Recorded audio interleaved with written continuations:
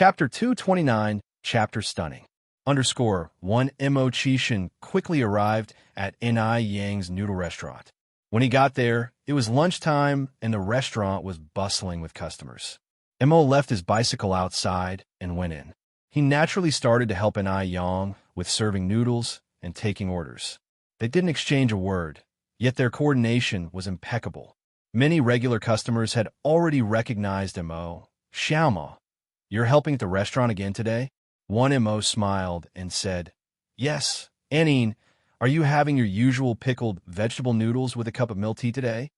Anine nodded happily. Exactly. Xiaoma, I'll have a bowl of noodles and a cup of milk tea too. All right. For a while, Mo's popularity was nearly on par with Ni Yang's. Xiaoma, a middle-aged woman wearing golden earrings, said, Can Auntie ask you a question? Mo replied politely, Of course. The middle-aged woman continued, Xiaoma, have you settled down yet? Not yet. The middle-aged woman further inquired, Has your family introduced you to any potential partners yet? Mo replied, No. No. The middle-aged woman smiled. How about Auntie introduces you to someone? My niece is extraordinarily beautiful. In this era, where exorbitant dowries weren't customary yet, any good-looking chap, even if he came from a poor family, won't have to worry about finding a bride. Moreover, Mo Chishan was not only handsome, but was also well-dressed and rode a bicycle. Among the common folks, he was quite a catch. Not just the middle-aged woman having her meal, many people had had their eyes on Mo Chishan, but they hadn't found the opportunity to voice their intentions. Upon hearing the middle-aged woman's question, the others in the restaurant silently pricked up their ears. Mo tactfully turned her down.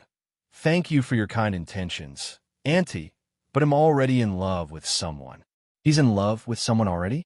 Disappointment flickered through the woman's eyes, but she didn't give up. Then, can you tell me the type of person you like? I know many pretty girls. Even if her niece wasn't suitable, she also had nieces from her in-laws, her own daughters. She believed that, sooner or later, she'd find someone that Mo would approve of. Mo rubbed his nose without directly replying to the woman.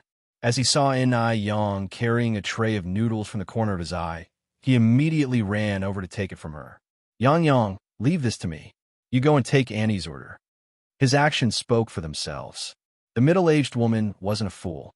Seeing Mo behaving this way, how could she not understand what was going on? Ni Yang? Upon seeing Ni Yang, the woman deflated. No matter how beautiful her daughters, nieces, or nieces from her in-laws' side were, none could compare to Ni Yang's beauty.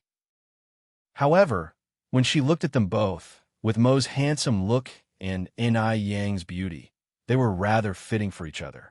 Seeing this, the others also dropped their ideas of introducing Mo to potential brides. After a hectic morning, it was time for lunch. As always, Ni Yang cooked 2 big pots of luxury version of pickled fish noodles. She combined 4 small tables in the restaurant into 1 big table and invited the construction workers from next door to join them.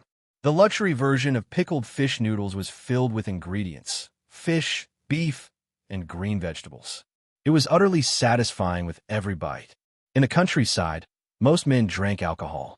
So Ni Yang prepared 2 bottles of liquor and 3 side dishes to go along with it. As for those who didn't drink alcohol, they could have milk tea. Ni Yang brought the alcohol glasses. Brother Mo, are you drinking? Wang Tinia walked in laughing.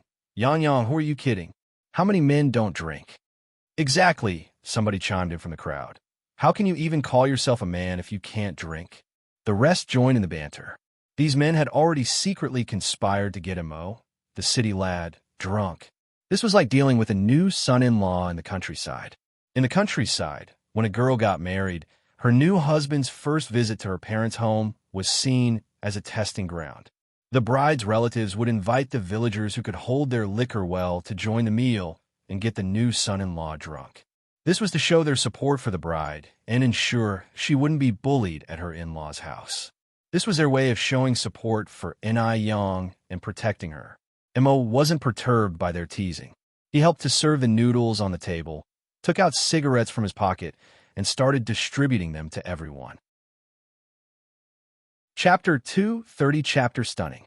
2. I appreciate the respect from all you uncles, so I will accompany you in a few drinks. Everyone took the cigarettes and had a look. Goodness. Yellow Crane Tower cigarettes. At this time, Dakiman cigarettes were priced 5 cents per pack, unaffordable to ordinary people, hence most people smoked rolled dry tobacco. This young man, on the other hand, handed out Yellow Crane Tower cigarettes. Yellow Crane Tower retailed for 20 yuan per pack. There are a total of 20 cigarettes in a pack, which means one Yellow Crane Tower cigarette can buy 2 packs of Dakiman cigarettes.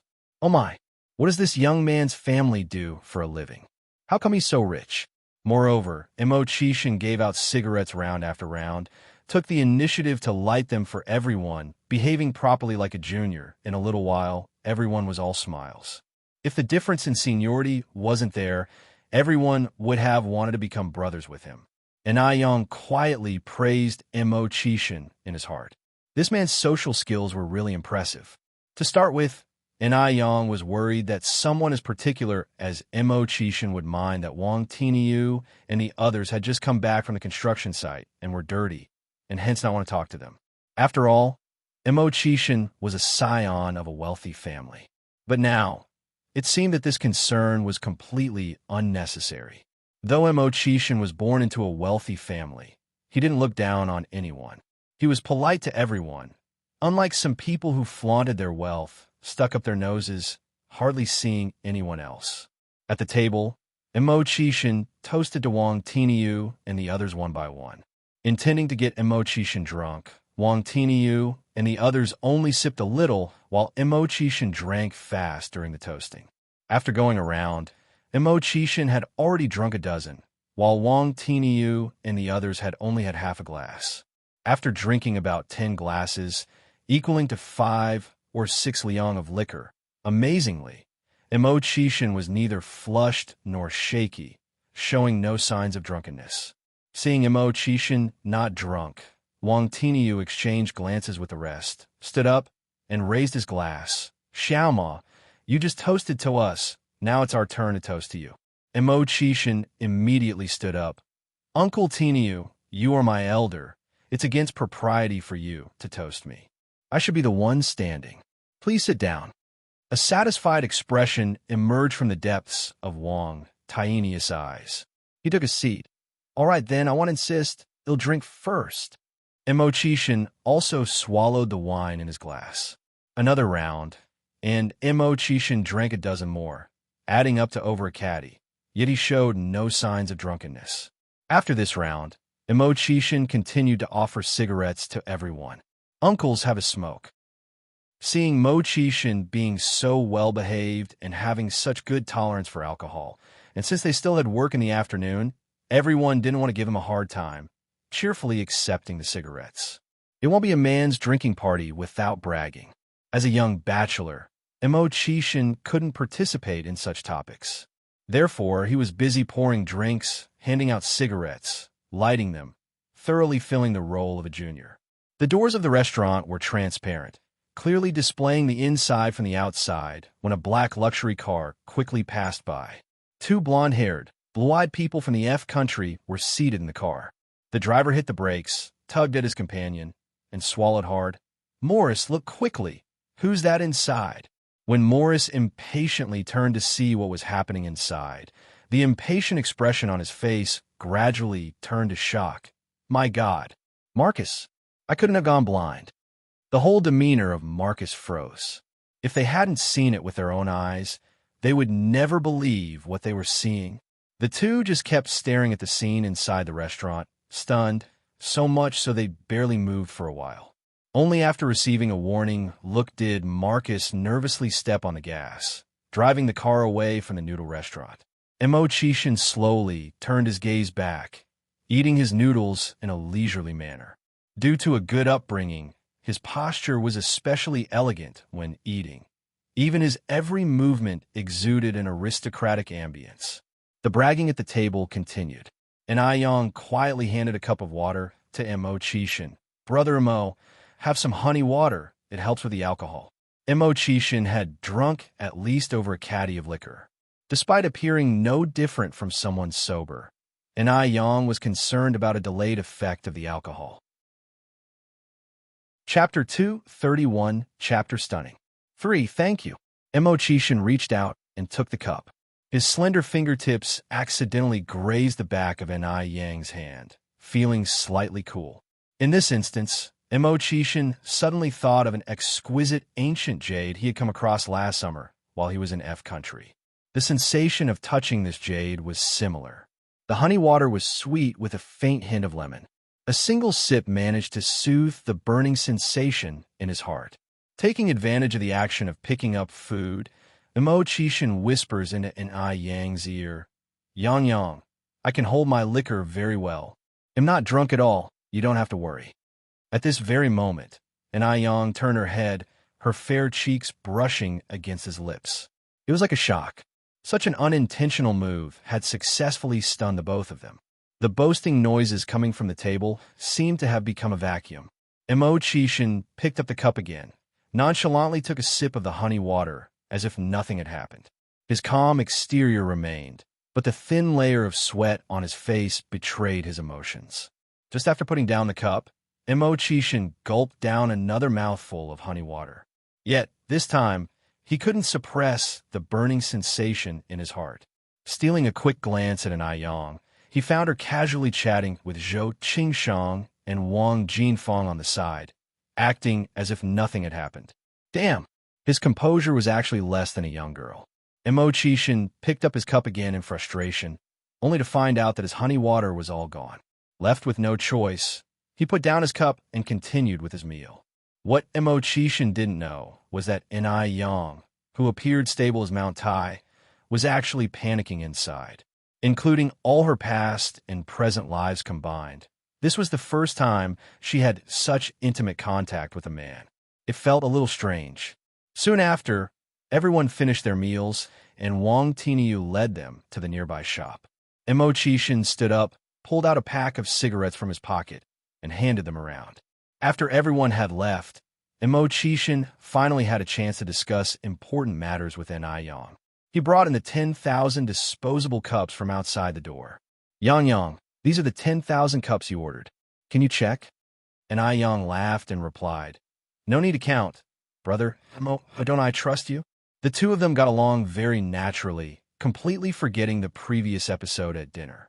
Ai Yang took out money from the counter to give to Chishin, and he didn't refuse. He deeply understood Ai Yang's character. She would never accept charity. If he refused the money this time, Ai Yang would definitely not ask for his help next time. Chishin took the money, then said, "Yeah, Yang Yang, I have something else to tell you." Ai Yang nodded her head. "Go ahead, brother Imo." Chishin said, "The 8th day of next month is my mother's birthday. She wants to invite you to her birthday celebration. I don't know if you can make it." Birthday celebration. Looking at the calendar, Li Xianxian should have woken up by then. Since it was the Mo family's birthday celebration, Li Xianxian would definitely be there.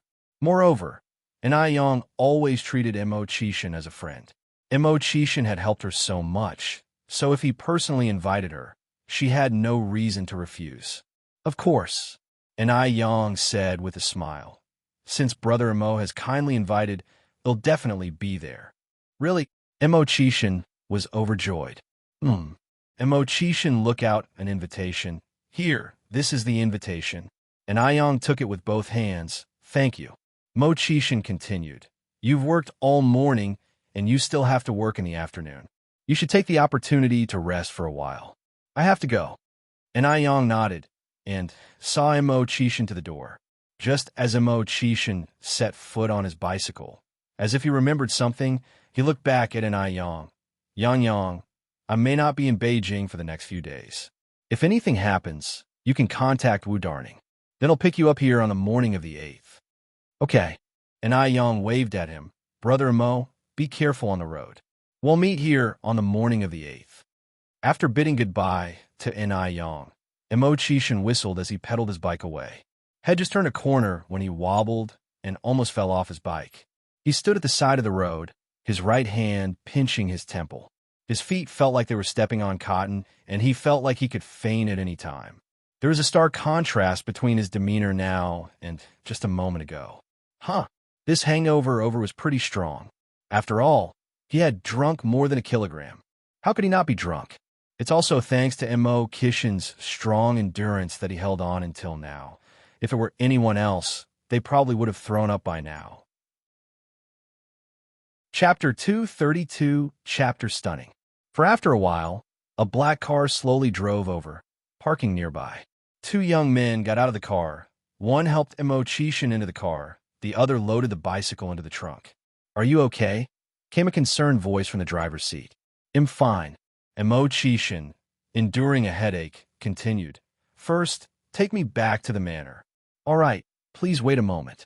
The driver glanced at the man's frosty face through the rearview mirror. Couldn't help but wonder, was this really the same man who had been toasting and offering cigarettes to the group of construction workers at the small noodle restaurant only an hour ago? Was it really the same person? The companions in the passenger seat obviously thought about the same question. They exchanged a glance, both seeing doubt in each other's eyes. Lately, Lin Pingping's skin condition was getting better and better. At a class reunion, her classmates could barely recognize her. "My God, Pingping, your skin is incredible. So fair. I remember you weren't this fair before." Women in their 30s generally have the worst skin condition. Even the ladies of wealthy families cannot escape the traces of time. Among them, some had pigmented spots on their faces, some had yellowish skin, some had peeling skin. It's no wonder the term yellow-faced woman exists. Lin Pingping, sitting among them, naturally became the one who stood out in the crowd. One of the straightforward classmates said, "Something's not right. Pingping, I saw you earlier this year. You had a face full of pimples. How did you suddenly become so pretty now?" Lin Pingping didn't mind. She smiled and said, "It might have something to do with the skincare products I've been using lately. You all know that my face had a big problem a year ago. It was only after using these skincare products that my face improved." Hearing this, everyone was shocked and asked, "What brand? You should recommend it to us. Quick, tell us. I want to go buy a set too." Lin Pingping continued, "It's called Icy Skin J Beauty, but you may not be able to find it in the market because this skincare product was developed by a high-profile person. It's limited supply. Without connections, you can't get it all." Lin Pingping spoke in a mysterious tone, further piquing everyone's curiosity. After all, Lin Pingping's current skin condition was really good. So good that it inspired envy. Icy Skin J Beauty. These 4 words were really eye-catching. "Pingping, can you help us get set?" "Pingping, we've been classmates for so many years. You won't refuse this favor, will you?" Lin Pingping laughed and said, "I can help you, but one of the products that can whiten the skin might be a bit expensive. I don't know if you can accept it." "Expensive? How much is it?" Lin Pingping continued, 108 yuan a box. Hearing this, everyone chuckled. "That's not bad. I thought it would be very expensive. It's only 108. In the eyes of these people from wealthy families, 108 yuan was nothing at all. It was equivalent to what they would spend on a casual clothing purchase. "Give me one for skin whitening." "I want one too." "Me too." Everyone was busy stuffing money into Lin Pingping's hands. Lin Pingping said, "Don't rush. Merely applying whitening and moisturizing cream isn't useful. The effect is better when used in combination with facial cleanser and aloe vera gel. Besides, it not only whitens but also controls acne, fade spots, moisturizes." Lin Pingping introduced N.I. Yang's products one by one, speaking about them in a mysterious manner. At one point, when someone questioned her, "Are these skincare products really that good?" "I've never heard of these brands before." "I haven't heard of them either. I heard that Lin Pingping is divorcing Hongbin lately. Could it be that she's out of money, so she's trying to cheat us?" Hearing these doubts, Lin Pingping wasn't angry. She just smiled and said, "I have some samples at home. After the reunion, why don't you come over to my place? I can give you some samples to try. If you like them, then you can buy more. We're all old classmates. I wouldn't want to get a reputation for cheating." With her saying that, those who had questioned her earlier shut their mouths, their faces flushed with embarrassment. When the reunion ended, over a dozen beauty-loving female classmates followed Lin Pingping home. Seeing that Lin Pingping was now living in the Mo family mansion, they all breathed a sigh of relief. Chapter 233, Chapter Stunning. 5. The Mo family is rich and wealthy with countless assets. They can afford as much money as they need. How could Lin Pingping possibly defraud people over such a small sum? Pingping, we know you wouldn't deceive us. You don't have to give us sample kits. Just order a set for us directly. Hey, race the money. You can keep it. Lin Pingping handed out a bunch of sample kits to the crowd. Even so, I should give you some sample kits first. I don't have any ready-made skincare products at the moment. You can try using them first. After all, everyone's skin type is different. The skincare products that work for my skin may not have the same effects on your skin. The others thought that what Lin Pingping said made sense, so they did not insist, and each took some samples and left. On the morning of the third day, Lin Pingping was still in bed when a piercing phone ring woke her up. Lin Pingping picked up the telephone receiver with half-closed eyes. Hello. A surprised voice came from the other end of the phone. Hello. Pingping. I'm Xiao Xiao. I used the skincare samples you gave me a few days ago. They are really amazing. Would you be able to buy a few sets for me? Upon hearing this, Lin Pingping suddenly became more alert. But as soon as she hung up, the urgent phone ringing sounded again. This time, it was also a call to order skincare products. Lin Pingping received more than a dozen calls that morning alone. Therefore, Lin Pingping decided not to sleep anymore. She got up, brushed her teeth, washed her face, and then went to work. During her lunch break, Lin Pingping went to Yang's noodle restaurant and told her about the orders for the skincare products. Yang smiled and said, "For now, we have ample stock of facial cleanser and aloe vera gel, as well as 2 types of acne and freckle removal creams. But the whitening moisturizing cream is limited to 30 boxes per month, and we only have 8 boxes left. For beauty, people are willing to pay any price." Under the promotion of Chengui and Wang Mei Feng, the high-end whitening moisturizing cream, priced at 108 yuan a box, sold 22 boxes in just a few days. Adhering to the principle of limited edition equals high value, Yang planned not to produce too much at first. She planned to produce only 30 boxes per month to keep the consumers anticipating and maintain the product's high profile before gradually increasing production. This is a kind of hunger marketing. Lin Pingping hurriedly said, Yang, sell all the remaining 8 boxes of whitening moisturizing cream to me. Then I want 12 bottles of facial cleanser and aloe vera gel, and 13 bottles of each of the acne and freckle removal creams. To avoid missing out on any orders from her classmates, Lin Pingping even drafted a list. Sure. And Yang nodded. But I don't have any stock in hand right now. Should I bring them to you tomorrow morning? All right, Lin Pingping said. He'll come and get them tomorrow morning. I want to pay you. Everything added up to a total of 46 bottles. The price of 8 boxes of whitening moisturizing cream is 864 yuan, while the remaining 38 bottles of facial cleanser and acne and freckle removal creams cost 940 yuan, totaling 1,804 yuan. Lin Pingping handed Yang 1,900 yuan, and Yang gave her back 200 yuan without saying much. Lin Pingping didn't think much of it. It was only after she left the restaurant that she realized that Yang had given her 104 yuan extra. Lin Pingping promptly returned to the restaurant and gave Yang the remaining money. Yang, you gave me too much change. Yang smiled and said, I didn't make a mistake.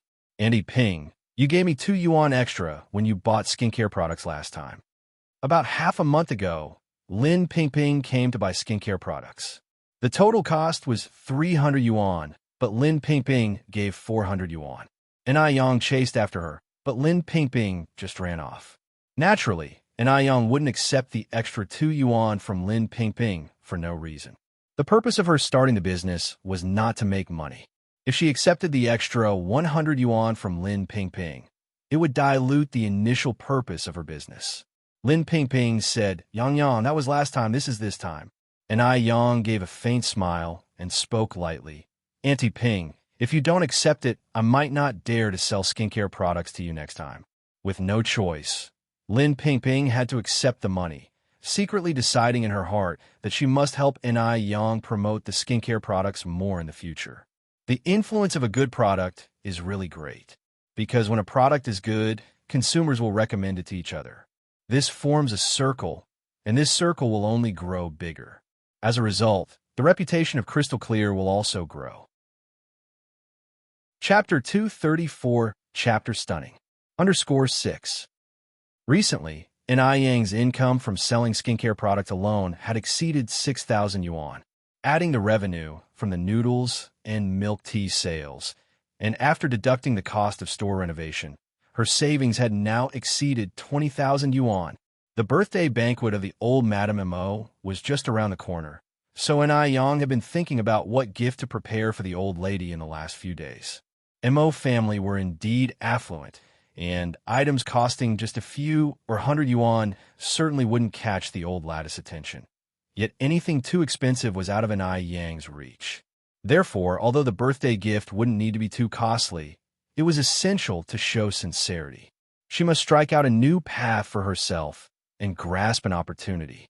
Thinking about it, Ni Yang narrowed her eyes slightly, an idea forming in her mind. The morning of the 8th. Looking neat and tidy, Mo Chishan rode his precious bicycle to the noodle restaurant to pick up Ni Yang. As he arrived, a jeep pulled up. The car window rolled down, revealing a handsome face. "Uncle, are you here to pick up Ni Yang?" The one who came was none other than Mo Baichuan. Mo Chishan smiled faintly. "That's right. Do you have any advice, nephew?" Mo Baichuan's eyes held countless scorn as he looked at Mo Chishan. "Uncle, you can't seriously think that Ni Yang is interested in you, can you?" Mo Chishan said nothing. His nephew seemed to have too much time on his hands lately. Mo Baichuan continued. "I told you that Ni Yang has been close to you only because of me. She wants to get close to me. Otherwise, would Ni Yang be interested in a loser like Mo Chishan? What a joke. Yet, Mo Chishan was a foolish romantic, really believing Ni Yang would be interested in him.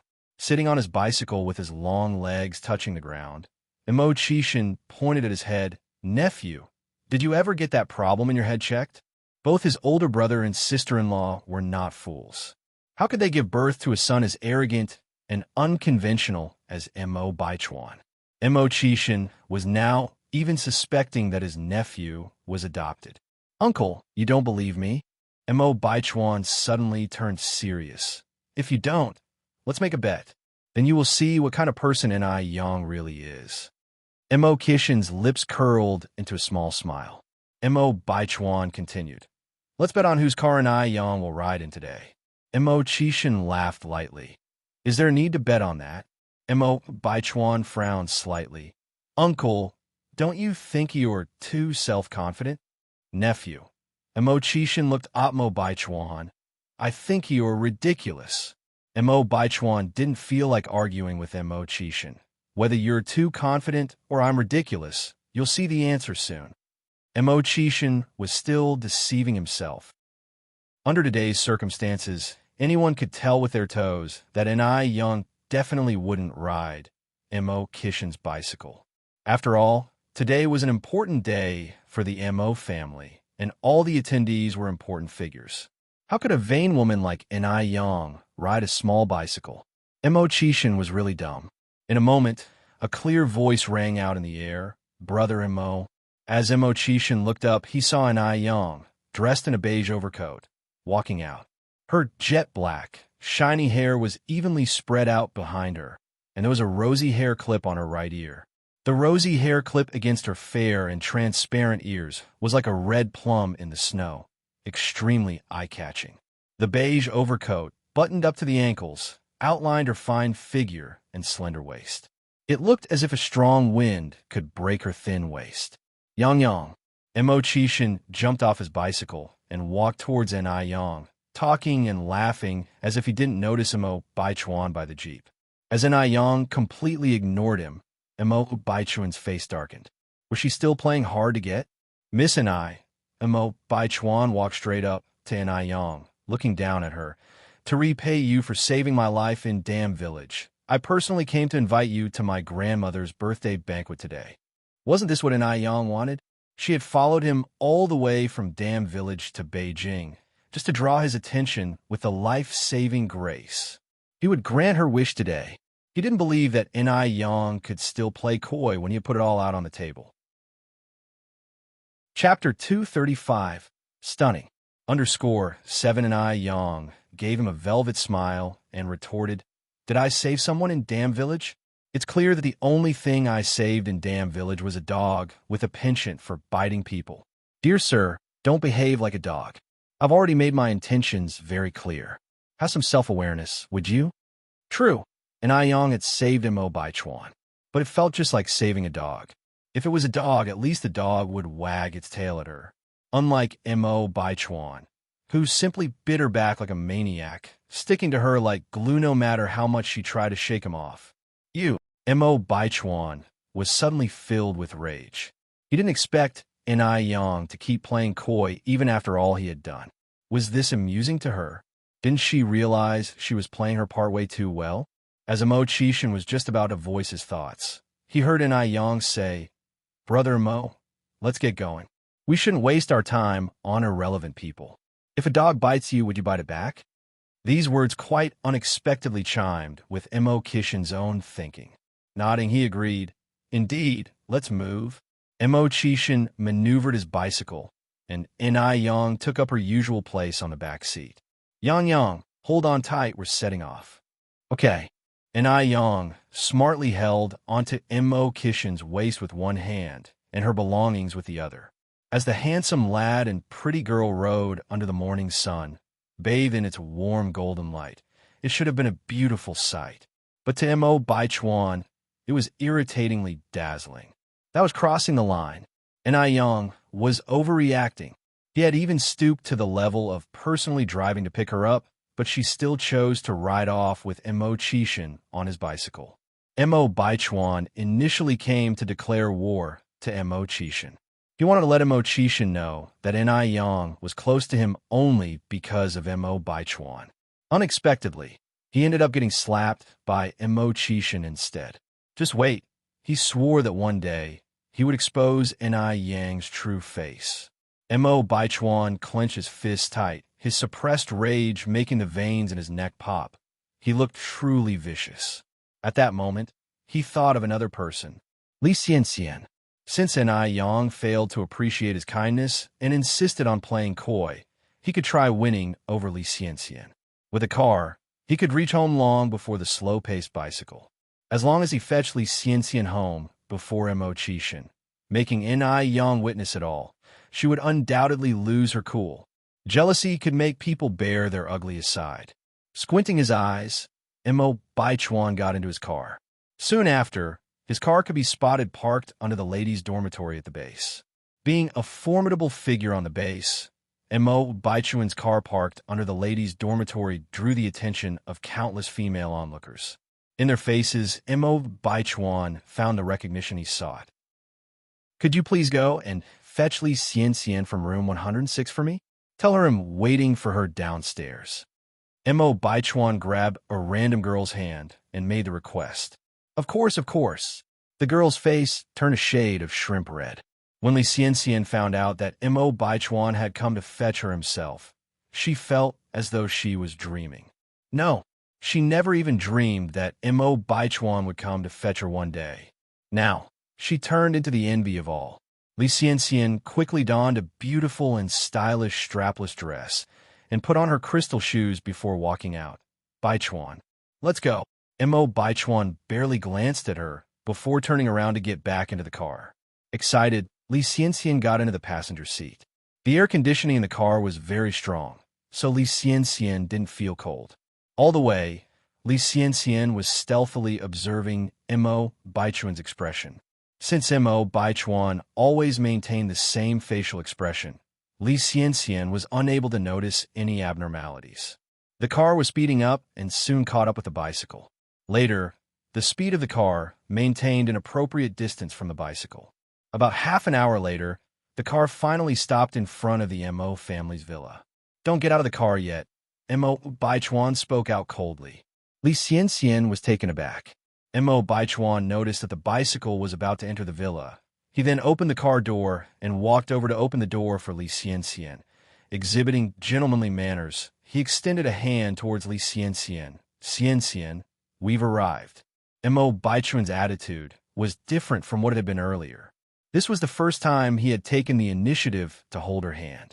Li Xianxian was overjoyed, her heart as if about to jump out her chest.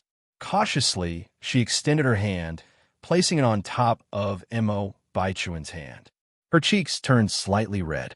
Mo Baichuan hid well the disgust in his eyes and led Li Xianxian out of the car. At the right moment, Mo Qixin also arrived with Yang. Without turning his head, Mo Baichuan led Li Xianxian into the hall. Yang also noticed Li Xianxian immediately. It seemed her guess was correct. Li Xianxian did show up at the Mo family's house. The trip was not in vain. Looking at the backless silhouette of Li Xianxian, Yang shivered uncontrollably. Is Li Xianxian not cold wearing such a dress during winter? Mo Qixin parked the bike and turned to look at Yang. Yang, my brothers and sisters-in-law are all here today. Don't be nervous. Just stay by my side. Yang nodded. Okay. They entered the house. The hall was lively with people coming and going. The heating was very strong, and Yang couldn't stand the heat after walking only a few steps. Fortunately, she was wearing a plain cheongsam under her coat, so it was fine to take off the coat. After all, a proper dress is required for such banquets, and a cheongsam is also a type of formal attire. Yang was unbuttoning her coat as they walked. She took off her coat and casually draped it over her arm. Mo Qixin extended his hand to take her coat. Yang, we have a lot of family members today. Let me keep your coat for you. All right. Yang nodded. Thank you, Brother Mo. Mo Qixin smiled faintly. You're welcome. While Li Xianxian and Mo Baichuan were walking in front, Mo Hudi saw Li Xianxian and, contrary to her usual self, was overly warm. Her little face was smiling so brightly it almost bloomed. She opened her arms and ran over quickly. Sister Xianxian. At this time, the other guests in the room also looked in this direction, their eyes filled with admiration. Feeling everyone's gaze, Li Xianxian straightened her back. She had been preparing for quite a while for this day, in order to stand out. This attire alone took 2 months to prepare. With a gentle and decent smile on her face, Li Xianxian half squatted down, opened her arms, and welcomed Mo Hudi, Shaodai. However, Mo Hudi ran straight past Li Xianxian and jumped into the arms of the person behind Li Xianxian, Sister Yang. It was only then that Li Xianxian heard clearly what Mo Hudi said. She was calling for Sister Yang, not Sister Xianxian. What happened? Moreover, it seemed that the gazes of the others were not focused on her, but were oriented towards someone behind her. Who is behind me? Chapter 236. The Truth About Plotting Against Mo Hudi. Tormenting Li Xianxian. 1. Why were all eyes on her? A chill of foreboding tinged Li Xianxian's mind. Her complexion paled as she slowly turned her head to look behind her. There was a figure clad in a light-colored cheongsam, stepping languidly. Her glossy raven hair half swept up, and her clear, expressive peach blossom eyes were framed with long, thick lashes casting a shadow on her eyelids. Secured on her ear was a hair clip in the shape of a red plum blossom, contrasting with her fair ear tip. It was like a red plum blooming brilliantly amidst a blanket of white snow, utterly mesmerizing. The red hair clip perfectly complemented the button of her cheongsam, projecting the elegant radiance of a figure stepped out from a painting, with no room for criticism. The cheongsam was usually a demanding piece of attire. If not worn gracefully, it could look overly rigid and dreary. However, the person before them was donning the cheongsam in a way that exemplified its timeless elegance. Usually the cheongsam enhances the wearer, but in her case, she was the one enhancing the cheongsam. Who was she? Why did she seem so familiar? Li Xianxian squinted her eyes, momentarily unable to recall the identity of the figure. But the sense of impending danger was steadily growing stronger within her. Sister Yang, I've been waiting for you for so long. Mo Hudi embraced Yang, unwilling to let go. Sister Yang. Upon hearing this long-lost address, Li Xianxian started to regain her composure. It was her. She had come back. She indeed had returned. Insolent woman. Hadn't she already married that castrated old man? Why had she returned? Li Xianxian's hand clenched tight, the sharpened nails digging into her flesh due to excessive force. No, she couldn't be defeated by this shameless woman. She must remain calm. She had to win over everyone. No one will take Mo Baichuan from her. Luckily, everyone's attention was focused on Yang, so no one paid attention to her. Li Xianxian stood up gracefully, maintaining a polished smile on her face. Yang is here, the old lady of the Mo family, and Mo Fuhai warmly welcomed her. They introduced Yang to the rest of the family. My first 4 sons, let me introduce you to Yang, the divine doctor who healed Xiao Dai. Yang is the lucky star of our Mo family. Not only did she heal Xiao Dai, but she also saved Ping Ping. I rely exclusively on the breakfast she prepares whenever my appetite dwindles. Not everyone could bear being addressed as the lucky star by the matriarch of the Mo family. Upon hearing her words, everyone's gaze shifted towards Yang. Li Xianxian's mind was thrown into chaos. She had considered many possibilities, but she had never anticipated that Yang would be the lucky star revered by the old matriarch. Why was it Yang? What had transpired during the period when she was unconscious? Miss Mo Romping, the eldest son of the Mo family. I am Mo Rongan, the second son. Mo Rongjong, the 4th son. I am Mo Ronghua, the 5th son. The matriarch of the Mo family got married when she was 18 years old. The eldest son, Mo Romping, was 56 years old, and even the youngest, the 5th son, was 49. Only their youngest brother, Mo Chishan, was quite young. He was only a year older than his eldest grandson, Mo Baichuan, and was now 27. In fact, it was also apparent from the names themselves that Mo Chishan was an unexpected child. While the names of the first 4 sons represented peace, prosperity, and patriotism, his name signified uniqueness and profoundness. Before these people, Yang was merely a 17-year-old child. Yet, she exuded a composed, polite demeanor. The old lady pointed at her sons and said, Yang, just call them eldest brother, second brother, 4th brother, and 5th brother. Eldest brother, second brother, 4th brother, 5th brother? What was the matriarch trying to imply? Li Xianxian almost bit through her lip. She had been meticulously planning for 2 whole years before she earned the trust of the matriarch and patriarch of the Mo family. Had Yang only known them for a few days? How could they trust Yang so easily? This was unfair. This was unfair to her. Why was this insolent woman always after what she desired? It was the same in her previous life, and it was the same in this life. Li Xianxian's lowered eyes were filled with venomous indignation. Mo Baichuan also found the matriarch's behavior rather befuddling. If Yang was to address his uncles as brothers, wouldn't she become a senior? How could that make sense? Yang was initially worried about how to address them. After all, she addressed Mo Chishan as Brother Mo. It would be strange for her to call his elder brothers as uncles. On the other hand, addressing them as brothers would accentuate their age difference. Chapter 237.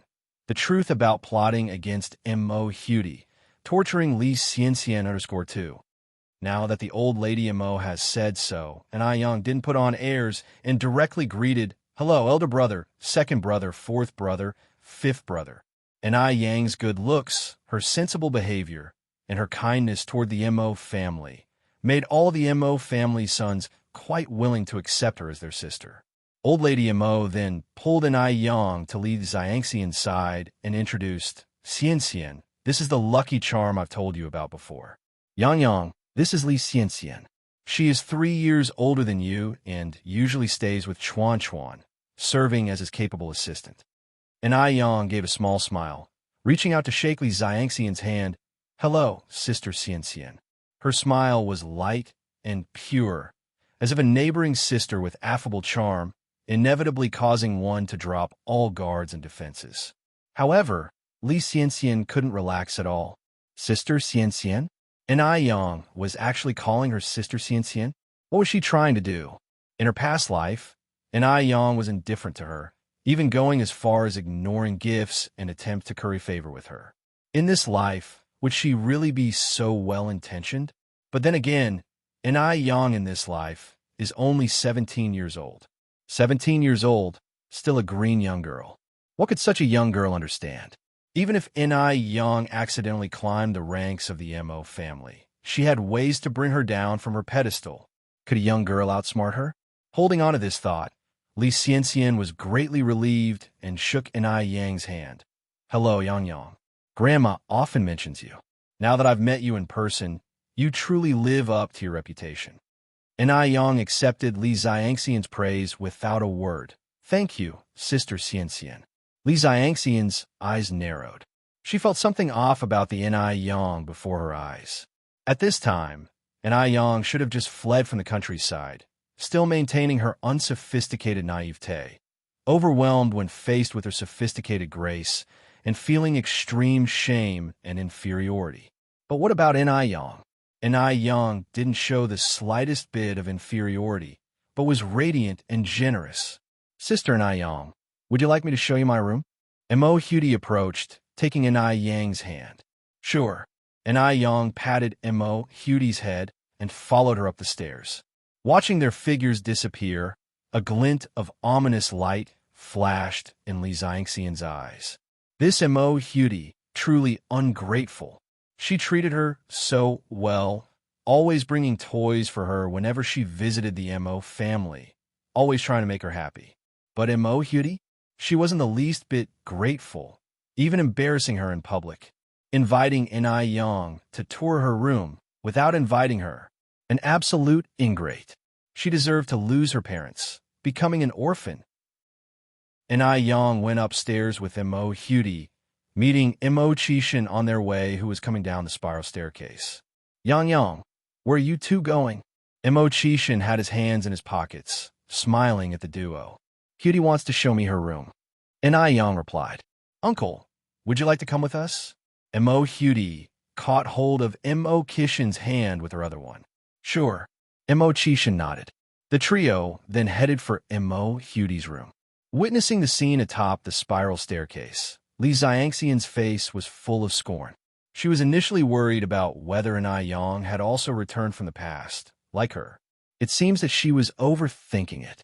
If Yang had also returned from the past, she would not have walked away with a waist like Mo Qishan. Mo Hudy's room was over 50 square meters and was exquisitely decorated with imported stuffed toys from overseas scattered all over. Next to the window, there was a desk with an open notebook on it.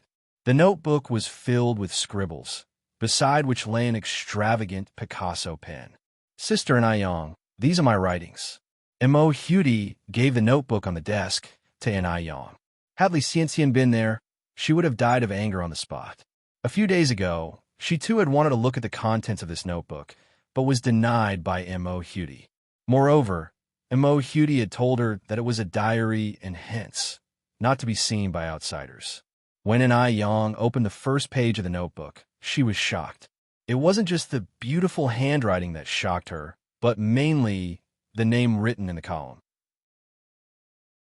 Chapter 238: The Truth About Planning to Harm Mo Hudy, Tormenting Li Xianxian _3.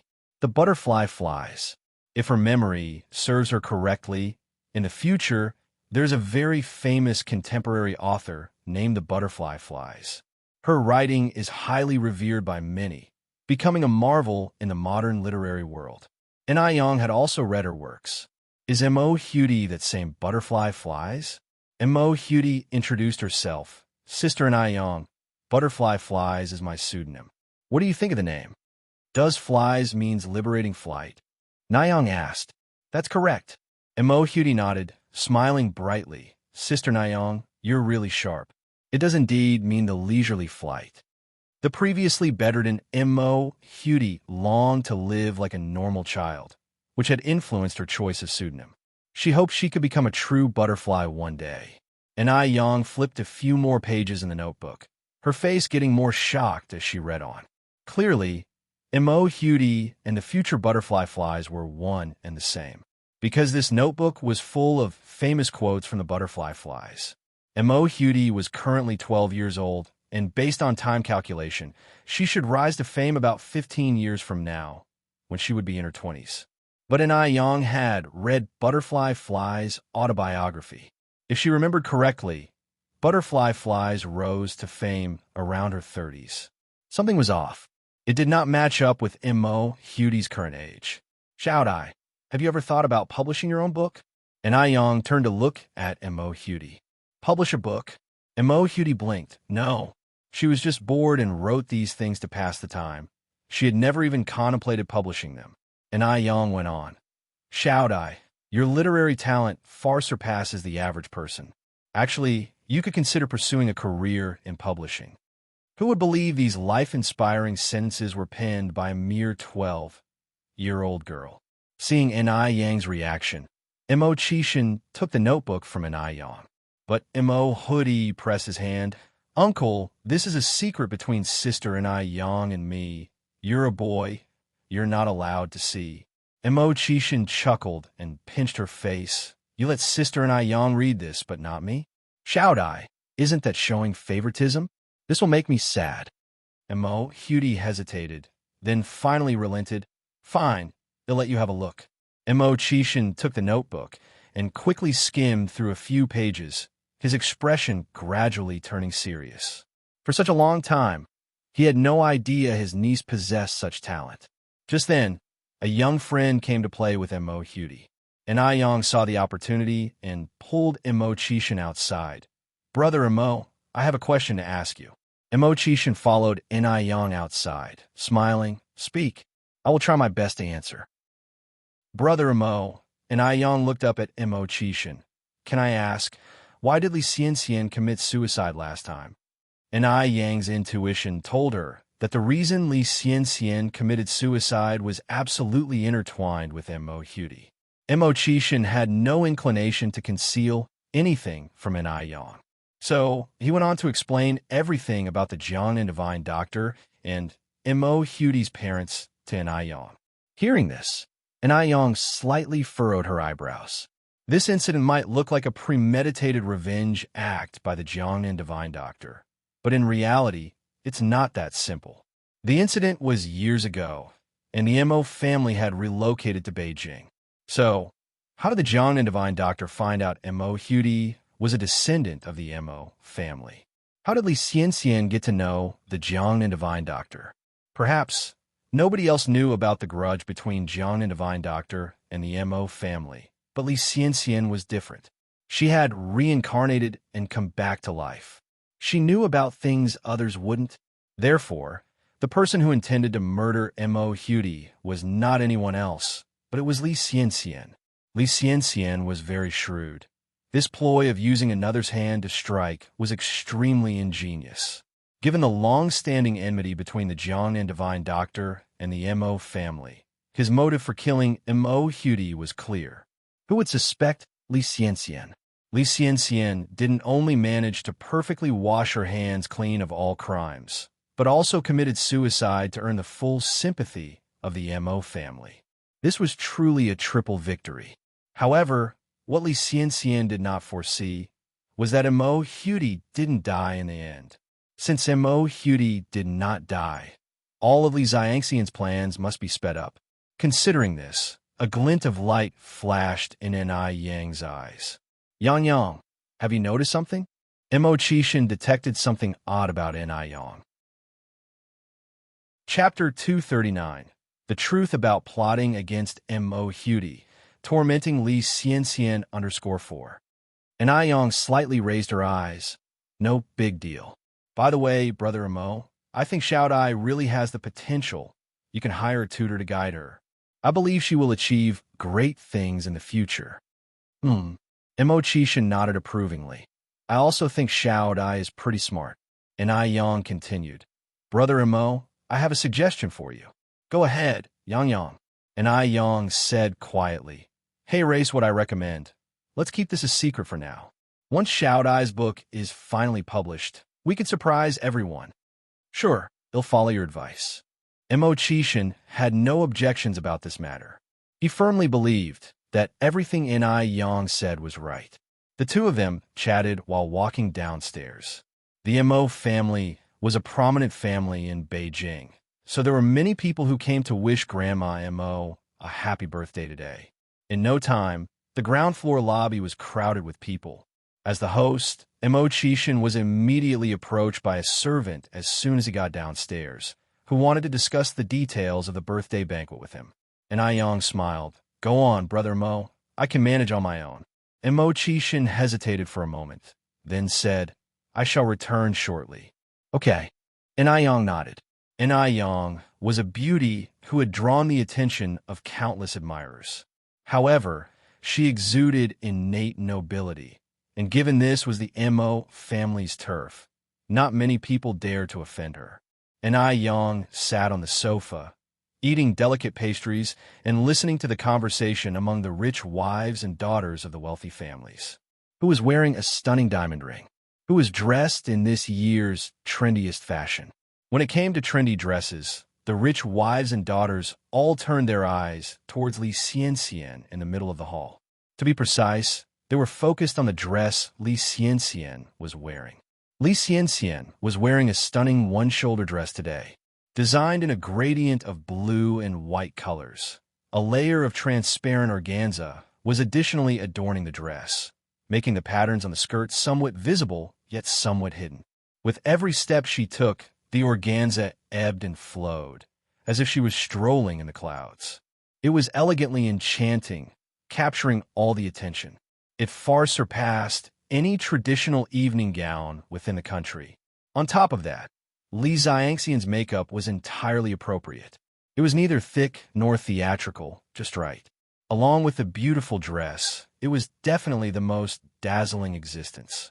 Mo Rongping and Xiu Jiao were watching Li Xianxian from a distance, their faces displaying their satisfaction. This kid isn't bad. She can definitely hold her own in such an environment. She made a matchless pair with Bai Chuan. A daughter of a prosperous family approached Li Xianxian, looking at her with envy. Xianxian, this dress of yours is stunning. Where did you get it? Li Xianxian answered gently. Thank you, Miss Zhao. I made this dress myself. She made it herself? Upon hearing this, the other rich wives and heiresses were taken aback. This Li Xianxian is too incredible. She was able to make such a beautiful dress. Sister Xianxian, you're so incredibly talented. Could you teach me when you have some spare time? A young girl wearing a chi pao joined them, pulling Li Xiangxian's arm with a brilliant smile, her beautiful eyes shining, and a dimple appearing charmingly on her cheek. Li Xianxian, who everyone previously thought was dazzling, was totally lost in the background the moment this girl appeared. This was like a bright star suddenly losing its shine. And the young lady in the chi pao, next to Li Xianxian, was like an irresistibly brilliant moon. Without comparison, everyone thought traditional Chinese gowns were a bit old-fashioned. But now, Western-style gowns seemed bland compared to the chi pao, which proudly showcased an unparalleled national beauty. In front of the grandiose chi pao, even the slightest shadow of a Western gown was instantly lost. This is what we call heritage. How could Western culture ever compare to the heritage passed down through 5,000 years of Chinese civilization? Watching the spotlight being completely taken over by Ni Yang, Li Xianxian was grinding her teeth in anger. But she still managed to keep her polite smile. Yang, do I look like a stingy person to you? Of course I would teach you if you really want to learn. Ni Yang smiled lightly, her gaze turning towards the hem of Li Xiangxian's dress, then said, Sister Xianxian, are these flowers on the hem of your dress also hand-embroidered by you? Chapter 240 The Truth About Plotting Against Mo Hudi, Tormenting Li Xianxian _5. Li Xianxian would naturally not miss this opportunity to show off. In today's society, old customs are gradually being forgotten, and there aren't many people who can embroider. Yes, this skirt, from design to production, is all done by me. The flowers are not well embroidered. I'm afraid it might look funny to you. Murmurs of astonishment followed by hearing her words. They all praised Li Xianxian for being so talented. Shaw, this Li Xianxian really dares to say anything. Ni Yang subtly raised an eyebrow. The skirt worn by Li Xianxian was one that Ni Yang had seen at a Paris fashion show in her past life, a creation by the famous designer LP, named Blue Dream. Taking advantage of her rebirth, Li Xianxian had claimed someone else's work as her own. This kind of theft was really disgusting.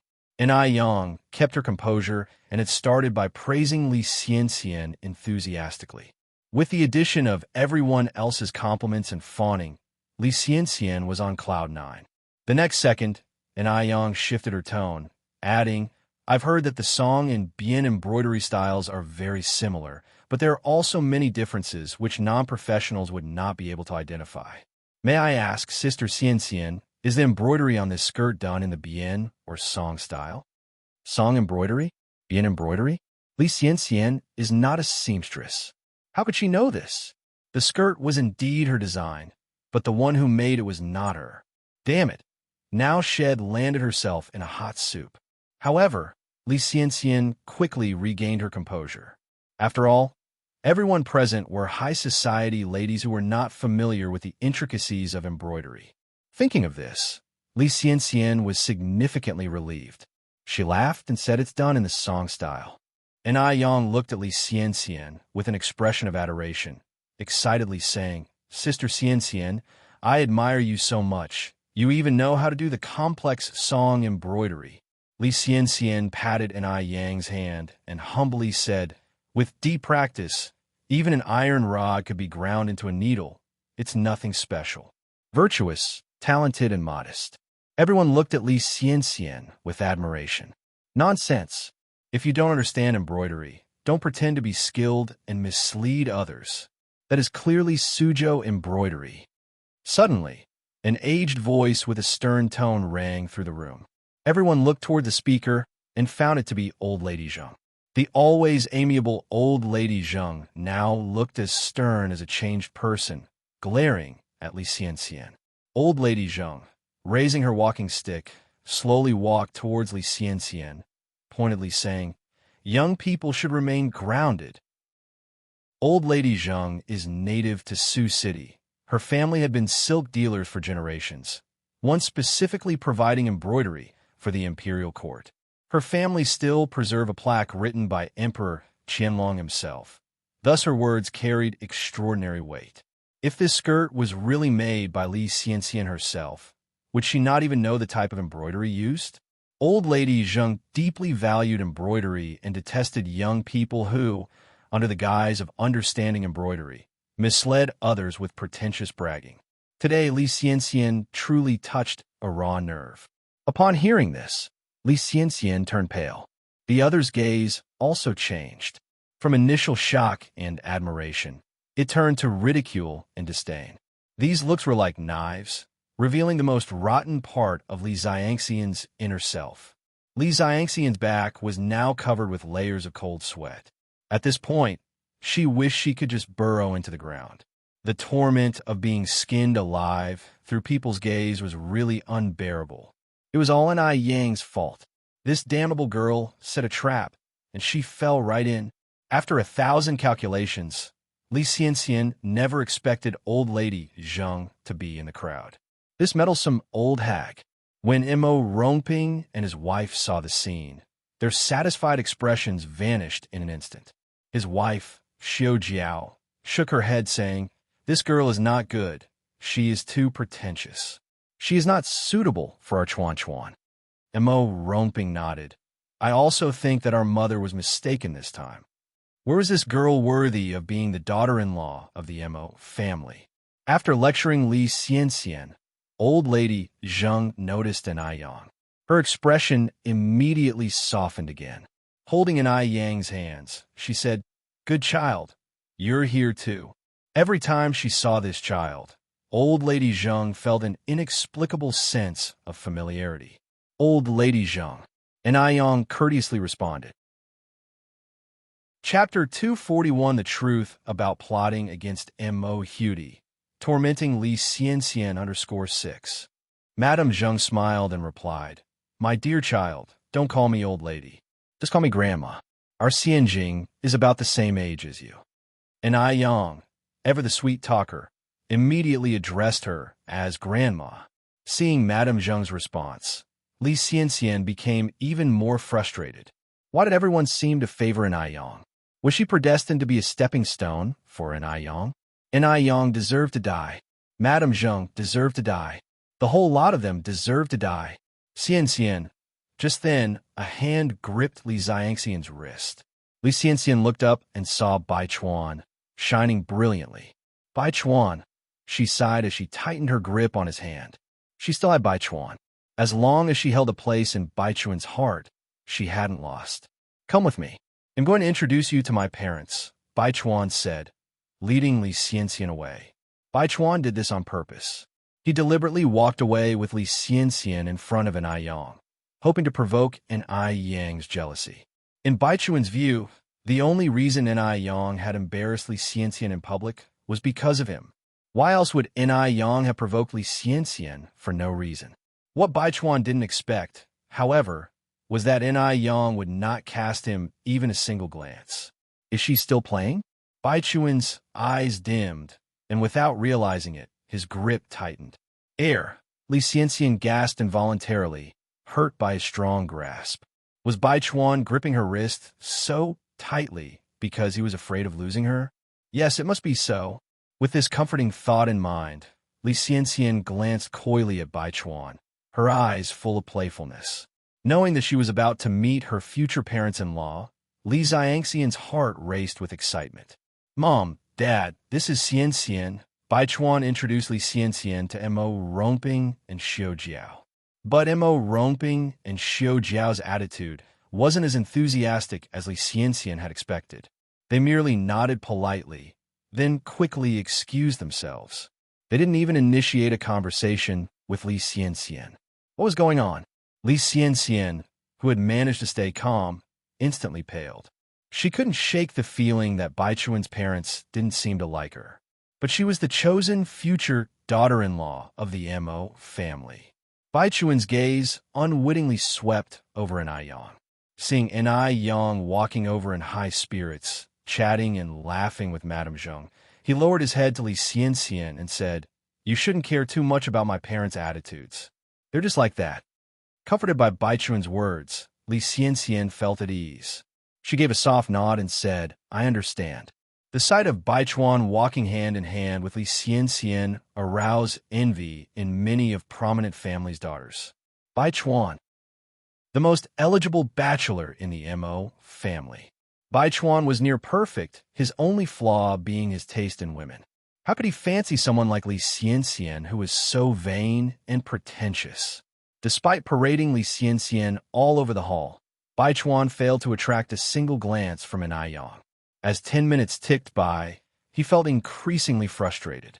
He loosened his tie, let go of Li Xianxian's hand, and made his way to the upstairs study, citing some work-related reason. Li Xianxian, always understanding, followed suit. "Bai Chuan, let me accompany you. Perhaps I can be of some help." Without turning back, Bai Chuan said, "No need. I can handle it myself." Disappointed, Li Xianxian halted, standing there, gazing at Bai Chuan's receding figure in a daze. Zhang Xianjing, naturally in attendance at such an important banquet, wasn't by Madame Zheng's side. She was off looking for Mo Qishan. She would never pass up an opportunity for some time alone with Mo Qishan.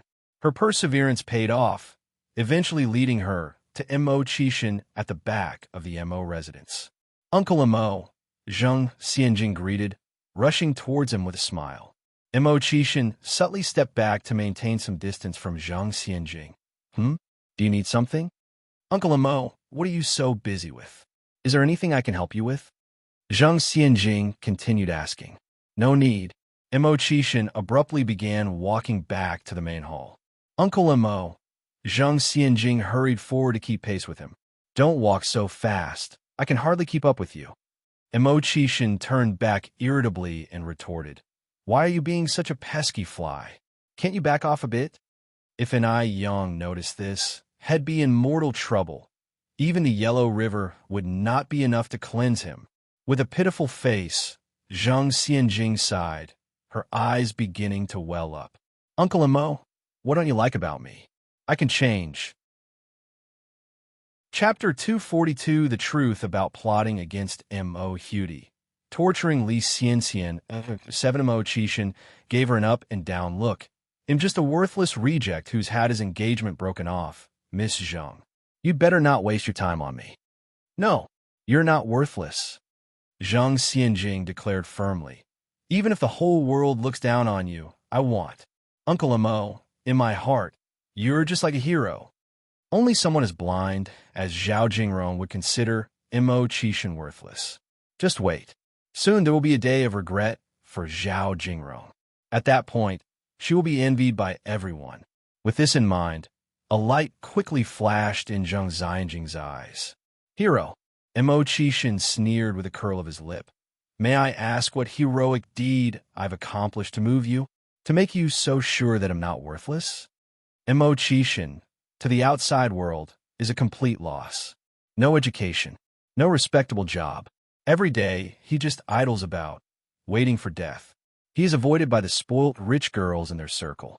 Zhang Xianjing knows nothing about Mo Qixin, yet firmly believes that he isn't worthless. These words are just too hypocritical. Zhang Xianjing is so set on him, she must have seen something that she's not supposed to see. In Mo Qixin's heart, Zhang Xianjing and Zhao Jingrong, who climbs and steps on people, are no different, both carrying a mask of vanity that is just nauseating. Mo Qixin narrowed his eyes inconspicuously. Zhang Xianjing continued, Uncle Mo, I know you're not worthless. One day, you will rise to great heights. Stay away from me, Mo Qixin said coldly with a disgusted look in his eyes. You're just making me feel nauseous. Upon finishing his statement, Mo Qixin turned and walked away abruptly. Zhang Xianjing was left stunned. The development of events seemed a bit off. She believed in Mo Qixin so much. He should be very touched. At this time, apart from her, there was no one else who would believe in Mo Qixin. No way. She can't admit defeat so easily.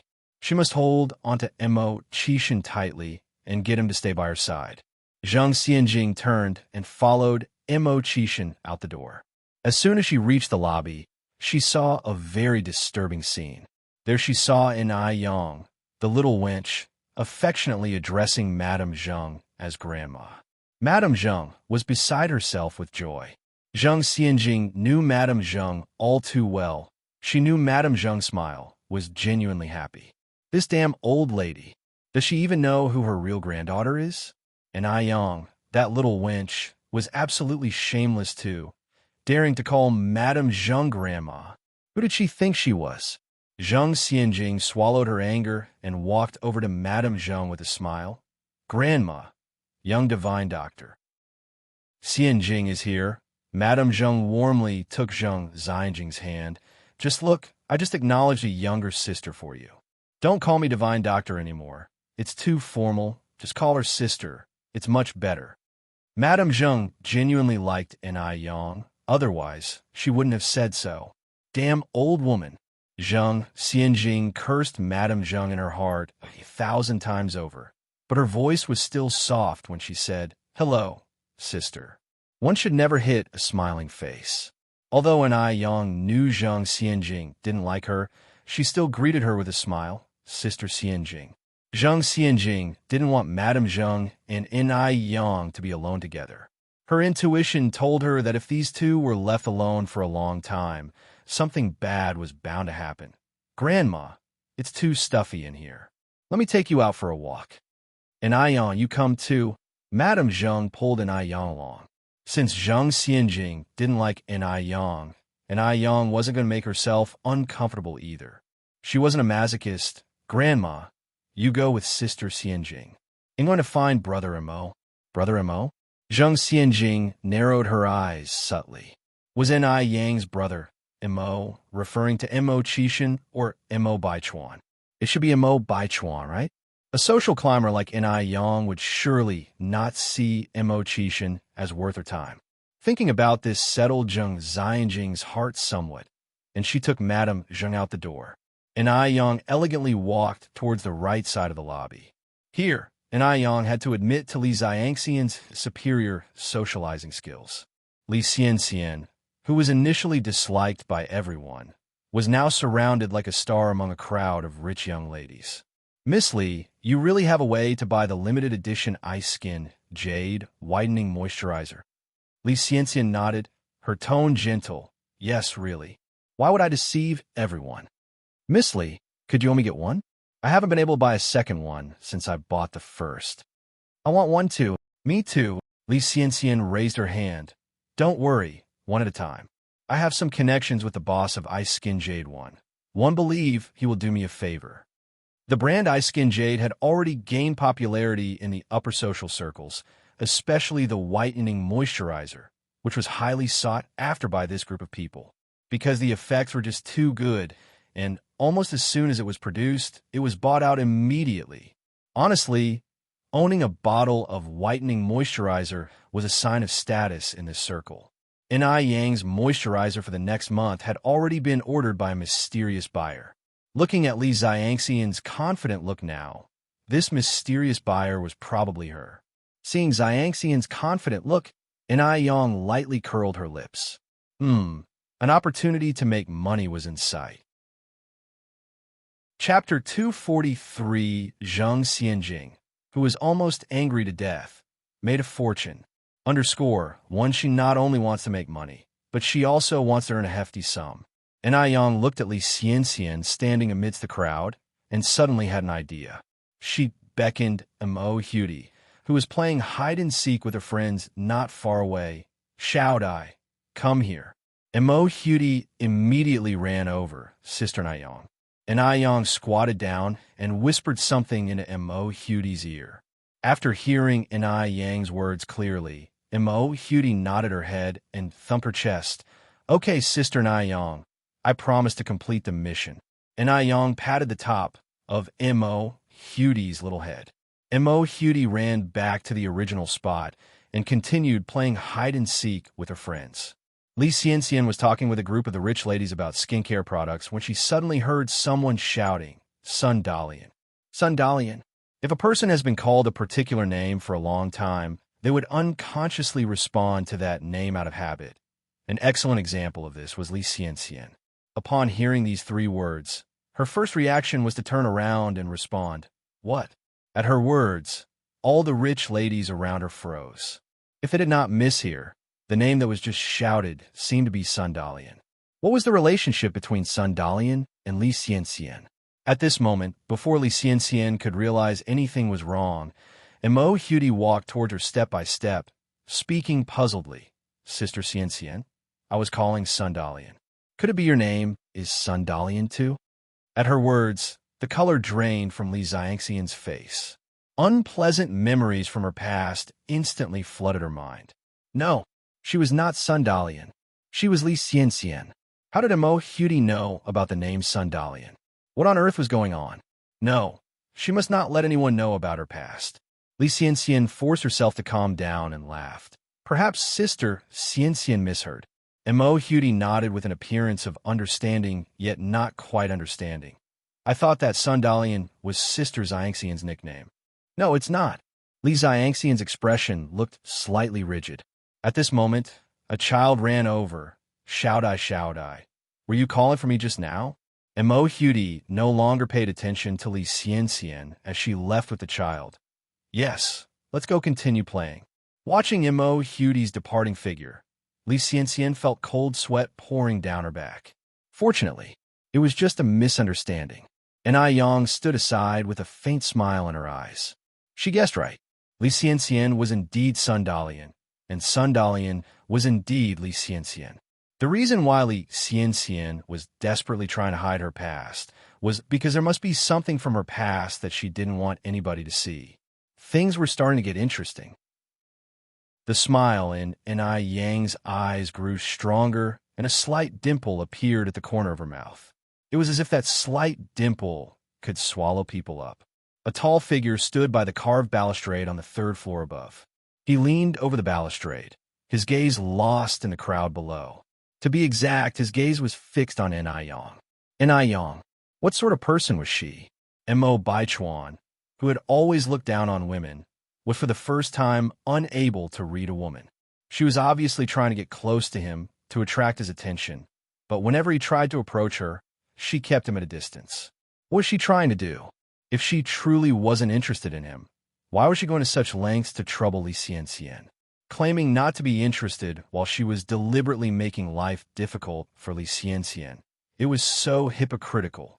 Mo Baichuan narrowed his eyes. The atmosphere downstairs was getting more bustling, and the number of guests was steadily increasing. From the corner of her eye, Li Xianxian saw a regal, well-shaped figure walking in from outside. A glint flashed in her eyes as she quickly approached him. Mr. Song. That's right, it was Song Beicheng. As the only grandson of the Mo family and the heir to the immense Song family business, Li Xianxian needs Song Beicheng's support to secure her position in the Mo family. To survive in the Mo family, she must find a reliable backing. She needs to make Song Beicheng notice her, and, even better, to make Song Beicheng fall head over heels for her. Song Beicheng is known to be a ladies' man. Catching his attention should be a piece of cake. Isn't that how it's often described in novels? A man who falls for the heroine would sacrifice anything to make her happy. Li Xianxian was confident that she could make Song Beicheng her devoted admirer, willing to give up everything for her. Chapter 244, Zhang Xianjing, almost outraged, made a fortune. _2. Song Beicheng nodded politely at Li Xianxian. Miss Li. Li Xianxian chuckled and said, Mr. Song, there's no need to be so formal. We're already so familiar.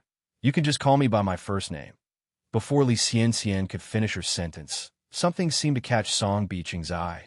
He quickly walked towards that direction, excitedly exclaiming, Nayang. Song Beicheng. Yang gave a faint smile in response to Song Beicheng. Yang. Her again. The unabashed Jezebel. Seeing this, Li Xianxian nearly gnashed her silver teeth in exasperation. She and Song Beicheng still addressed each other as Mr. and Mississippi after all this time. How many days has Yang known Song Beicheng? What gave her the right to call him by his full name? All the status and connections Li Xianxian had painstakingly built up within the Mo family over nearly 2 years had been effortlessly snatched away by Yang. Li Xianxian was so angry she could have suffocated herself. Observing from the 3rd floor, even Mo Baichuan was surprised to see Yang and Song Beicheng so chummy. It was unexpected that Song Beicheng, an infamous playboy, would fall for Yang's tricks too. How he had underestimated Yang. Aside from the 2 outrageously expensive invitations, Yang actually had quite a good impression of Song Beicheng. Song Beicheng was a thoughtful man with a witty way of speaking. His dialogues expressed no condescension towards women. As the 2 were engrossed in their conversation, a deep voice suddenly interrupted them. Yang. Turning her head, Yang saw that the man was Mo Chishan, brother Mo. Uncle. Song Beicheng also greeted him respectfully. Although Mo Chishan was known as good-for-nothing in the circle, Song Beicheng was quite respectful to his uncle. They generally got along well. Mo Chishan chuckled, Beicheng, I just saw the misses of the Wang and Zhao families looking for you over there. Upon hearing this, Song Beicheng visibly flinched. Quickly covering his face with his hands, he whispered in a low voice, Uncle, keep an eye out for me. They'll go and hide at my grandmother's place. If they come looking here, tell them I didn't come. Mo Chishan nodded, acting like a concerned elder. Don't worry, just go. Be more careful in the future. Fearing those women would find him, Song Beicheng hastily departed. Mo Chishan turned to Yang, continuing, My nephew is a good man, handsome and virtuous. But he has one flaw. He loves to flirt. Yang. Be careful if you continue to associate with him. This kid is quite a womanizer. Even though Mo Chishan was only 2 years older than Song Beicheng, he acted like a sagely elder when dispensing this advice, like a monarch pointing at the map of his empire. Poor Song Beicheng had no idea his beloved uncle was going behind his back. Nayang nodded. I understand, brother Mo. Yang Yang, Mo Chishin continued, I've finished most of my work. Let's take a stroll. Okay. And Yang turned and followed Mo Kishin's footsteps. Watching the retreating figures of Yang and Mo Chishin, most of Li Xiangxian's anger dissipated instantly. It seems she needed to instigate a relationship between these two. A lowly creature like Yang deserved a waist like Mo Chishin. Li Xiangxian slowly let a smile curl upon her lips. Mo Chishin led Yang to the garden in the back of the Mo family villa. Even though it was winter, the greenhouse was in full bloom, perfuming the air with the fragrance of spring. When they returned to the front hall, the birthday celebration had officially begun. The matriarch of the Mo family sat in the master's seat, graciously receiving the blessings of her descendants. The Mo family was a traditional household that observed the custom of formal bows, meaning the younger generations had to prostrate themselves before the birthday honoree. The matriarch had 5 sons and 2 daughters. Minus one daughter who had passed away, she had more than 20 descendants. The sight of them all kneeling together was quite a spectacle. At that moment, 2 blonde, blue-eyed foreigners from F country entered. Seeing the 2 foreigners, Zhang Xianjing became excited and anxious, knowing that they had certainly come looking for Mo Chishin. Simultaneously, she worried about Mo Kishin's identity being revealed, attracting even more women to vie for him. What advantage would she have then? Thinking about this, Zhang Xianjing was filled with trepidation. But things did not turn out as Zhang Xianjing had feared. The 2 foreigners walked past Mo Chishin, approached the matriarch, and slightly bowed, saying, Madam Mo, I am Morris. This is my colleague Morris. We are assistants to Mr. Mog. Today, we are here on Mr. Mog's behalf to congratulate you on your birthday, wishing you endless prosperity and a longevity that rivals the southern mountain. Chapter 245, Zhang Xianjing, almost died of anger, made a big profit. Meanwhile, Morris prepared a birthday gift for Madame Mo in advance. Mr. Mog? At the mention of this name, a gasp of surprise resonated from the crowd. Such an esteemed Mr. Mog. When did the Mo family establish a relationship with Mr. Mog? Standing by Mo Baichuan, Li Xiangxian's lips twitched upward slightly. Although she had never met Mr. Mog, her memories from her previous life provided knowledge most average people lacked. Mr. Mog's last name is Mo, hailing from the Mo family in Beijing. Because of his low-key behavior, he has always remained out of the media limelight. In the Mo family aside, Mo Baichuan, who else could possibly be Mr. Mog? The Mo family's 4 sons were too old and did not fit Mr. Mog's age range. Mo Chishin, the only one left, was a good-for-nothing. Mr. Mog is a graduate of a prestigious foreign university, but Mo Chishin didn't even complete high school. He doesn't even qualify to tie Mr. Mog's shoes. Therefore, in the entire Mo family, only Mo Baichuan could possibly be Mr. Mog. This is because Mo Baichuan had spent 4 years abroad, which meets the qualifications of Mr. Mog's prestigious university degree. Before Li Xianxian got close to the Mo family, she had already clearly figured these details out. Mr. Mog's visit to offer birthday gifts to Madame Mo today only confirmed Li Xiangxian's belief that Mo Baichuan is indeed Mr. Mog. Just the thought that she was favored by such a heavy hitter filled Li Xianxian with more and more excitement. What she couldn't get in her previous life, she would now grasp firmly in this lifetime. Madame Mo had also heard of the famous Mr. Mog. She stood to receive the gift from Morris' hand and chuckled. Please extend my thanks to Mr. Mog. Actually, Madame Mo was somewhat puzzled.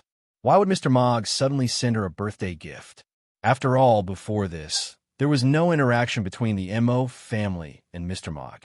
However, Mr. Mog's act of sending birthday gifts today did save the Mo family a lot of face. Marcus said, Our Mr. Mog is a junior in front of you, and it is only appropriate that we offer you a birthday gift. As it's not convenient for Mr. Mog to personally celebrate your birthday, he had us two come on his behalf. We hope Madame Mo won't mind. Madame Mo chuckled and replied, Not at all. It's an honor for both of you that Mr. Mog is here. After all, he is Mr. Mog. 100 Mo families would still not compare to Mr. Mog. For a while, Morris and Marcus became the center of everyone's attention. Everyone wanted to establish a connection with Mr. Mogg. If they couldn't meet him in person, they'd settle with pleasing his two assistants.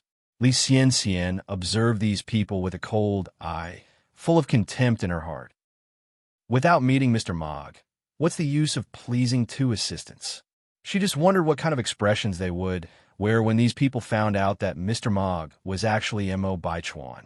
That would definitely be a sight to behold. Zhang Xianjing stole a glance at Mo Qishan and found him extremely reserved. Despite being Mr. Mogg, he still maintained a low profile. Fortunately, she had found out everything ahead of time. Otherwise, she too would have become one of the many fools. Seeing Enai Yang standing next to Mo Qishan, Zhang Xianjing's eyes darkened for a moment. Damn slut. Why was she standing at the side of Mo Qishan? This wasn't right. She must teach this little slut a lesson today. She would make her understand that a country bumpkin should know their own place. Zhang Xianjing approached Madame Mo and said with a smile, "Grandma Mo, I have prepared a surprise for you." Madame Mo's face was filled with kindness as she asked, "Oh, what surprise has Xianjing prepared for Grandma?" A servant brought over a box. Zhang Xianjing opened the box and continued, "I know Grandma Mo is a devout Buddhist, so I specifically purchased an enlightened strand of top-grade Zetan Buddha beads. I hope Grandma won't find it shoddy." This strand of Buddha beads was smooth with distinct patterns and top-tier quality. It couldn't be bought without tens of thousands of yuan. That's why Zhang Xianjing was so confident. She had already learned that Enai Yang was just a country bumpkin. What sort of decent birthday gift could a country bumpkin come up with? Madame Mo laughed and said, "Not shoddy at all. How could it be?" "Xianjing, you are really thoughtful." Zhang Xianjing accordingly responded, "I should respect Grandma Mo." Saying this, she turned her gaze to Enai Yang, adding gently, "The gift in Sister Enai Yang's hand. Is it prepared for Grandma Mo? I've heard Sister Enai Yang is modest and has a unique perspective. Surely the gift you prepared for Grandma Mo would also be original. Why not show it now and let the rest of us broaden our horizons?" Chapter 246. Zhang Xianjing, who nearly died of anger, made a fortune for witnessing a spectacle, more like a laughingstock. Zhang Xianjing is eager to see Enai Yang being ridiculed. With Zhang Xianjing's Buddha beads made of Zetan wood going for tens of thousands, it wouldn't matter what Enai Yang would present, it would be a joke. Enai Yang calmly walked up to Zhang Xianjing. "Then I need a little help from you, Xianjing." As soon as she finished speaking, she opened a long paper box in her hands, took out a painting scroll from inside, handed one in to Zhang Xianjing while she grabbed the other, slowly unfolding the scroll. Zhang Xianjing narrowed her eyes in doubt. Did Enai Yang actually prepare a famous painting? Impossible. How could a country bumpkin possibly afford renowned artwork? As the painting scroll was revealed, the smile on Granny Mo's face gradually turned into shock. Lin Pimping was even more surprised, covering her mouth with her hand. Granny Mo looked at Enai Yang. Yang, did you draw this yourself?" Enai Yang nodded. "Unlike Xianjing, I'm not as lavish, so I could only make a painting of longevity personally to present to Annie Mo, wishing her a mountain of longevity, equal to heaven, boundless, prosperous life, infinite lifespan." Good. What a thoughtful child you are." Granny Mo repeated "good" 3 times, took the painting scroll of longevity in both hands, and displayed it for others to see. The painting showed a large character longevity. When you looked closely, you realized that this longevity was built by 100 smaller longevity characters. Moreover, these 100 longevity characters were written in 100 different styles, including seal script, clerical script, regular script, skinny gold script, cursive script, and so on. Most notably, each longevity character was beautifully written. Regardless its style, you couldn't identify a single error. Clearly, creating such a longevity painting required considerable time and effort. Also, only someone with real skill could create this longevity painting. If it wasn't witnessed firsthand, who would believe such a longevity painting could be drawn by a young girl's hand? This is unbelievable. Anyone who saw this longevity painting was like Granny Mo. Their eyes sparkled with shock. A rise of whispered gossip spread among the crowd. Mo Chishan eyes were filled with pride. His wife was just amazing. Zhang Xianjing was so angry, she was about to explode. She originally wanted to see Ni Yang make a fool of herself, but now her scheme had backfired, and Ni Yang ended up taking the spotlight. Why didn't she think of gifting Granny Mo a longevity painting? If she had gifted the longevity painting to Granny Mo first, wouldn't she be the one stealing the limelight? There'd be no chance for Ni Yang. Why should Ni Yang take all the glory? When the banquet started, Granny Mo deliberately arranged for Ni Yang to sit on her right, indicating her importance. Mo Chishan sat next to Ni Yang, fearing she might feel too restrained to help herself, so he continually served her food and poured her drinks. Strangely, Ni Yang did not dislike his actions, and instead occasionally whispered to him, portraying an intimate relationship, giving Granny Mo an immense joy. Excellent. She knew there's promise between these two. Some are jubilant, others are sorrowful. Mo Baichuan felt more and more irritated watching Ni Yang and Mo Kishin's interaction. Blind. Ni Yang was blind. Even if she wanted to provoke him, she shouldn't have picked Mo Chishin. If Ni Yang could provoke him, then he could also provoke her. With that thought, Mo Baichuan reached out and clipped a large shrimp into Li Xianxian's bowl. Seeing the shrimp in her bowl, Li Xianxian was immensely flattered. She didn't expect the ice-cold Mo Baichuan would serve her personally. Indeed, even the proudest man would drop all pretenses when facing the woman he likes. Baichuan, thank you. Li Xianxian looked at Mo Baichuan affectionately. You're welcome. Mo Baichuan wiped his mouth with a handkerchief, his gaze unintentionally sweeping over Ni Yang. Li Xianxian noticed a subtle change in Mo Baichuan's expression. Her eyes tightened immediately. Did he notice that little slut? Li Xianxian's grip on her chopsticks tightened. Of course, not only Li Xianxian felt bad. Zhang Xianjing could have bore holes with how she stared at Ni Yang. Chapter 247. Zhang Xianjing, who nearly passed out in anger, made a big profit. _5. She had exhausted all her schemes and yet couldn't get any closer to Mo Chishan. Why was it that Ni Yang could make it to heaven in one step and win Mo Kishin's favor? Just then, a sharp gaze from Mo Chishan drew across, causing Zhang Xianjing to tremble all over, nearly dropping her chopsticks. Immediately, she quickly withdrew her gaze, daring not to take another glance at Ni Yang. After dinner, Mo Chishan took Ni Yang home. It was a winter evening, and by 4:30, it was already dark. It was very cold outside. Mo Chishan found a scarf for Ni Yang and wrapped it around her. It's too cold today, why don't I just drive you home? Ni Yang smiled and said, no need, cycling is just fine and wearing a lot, so not cold at all. Compared to cars, Ni Yang preferred the leisurely bicycle. Grandma Mo followed behind, instructing Mo Chishan to make sure to take Ni Yang home safely. She also told Ni Yang to come and visit when she had time. Ni Yang said, okay, I will come often. It's cold outside, you should go in. Grandma Mo nodded and took a few steps inside, then suddenly stopped as if she remembered something. Wait. Yang, you guys wait. Ni Yang and Mo Chishan stopped in confusion. Grandma Mo continued, wait here for me for 2 minutes.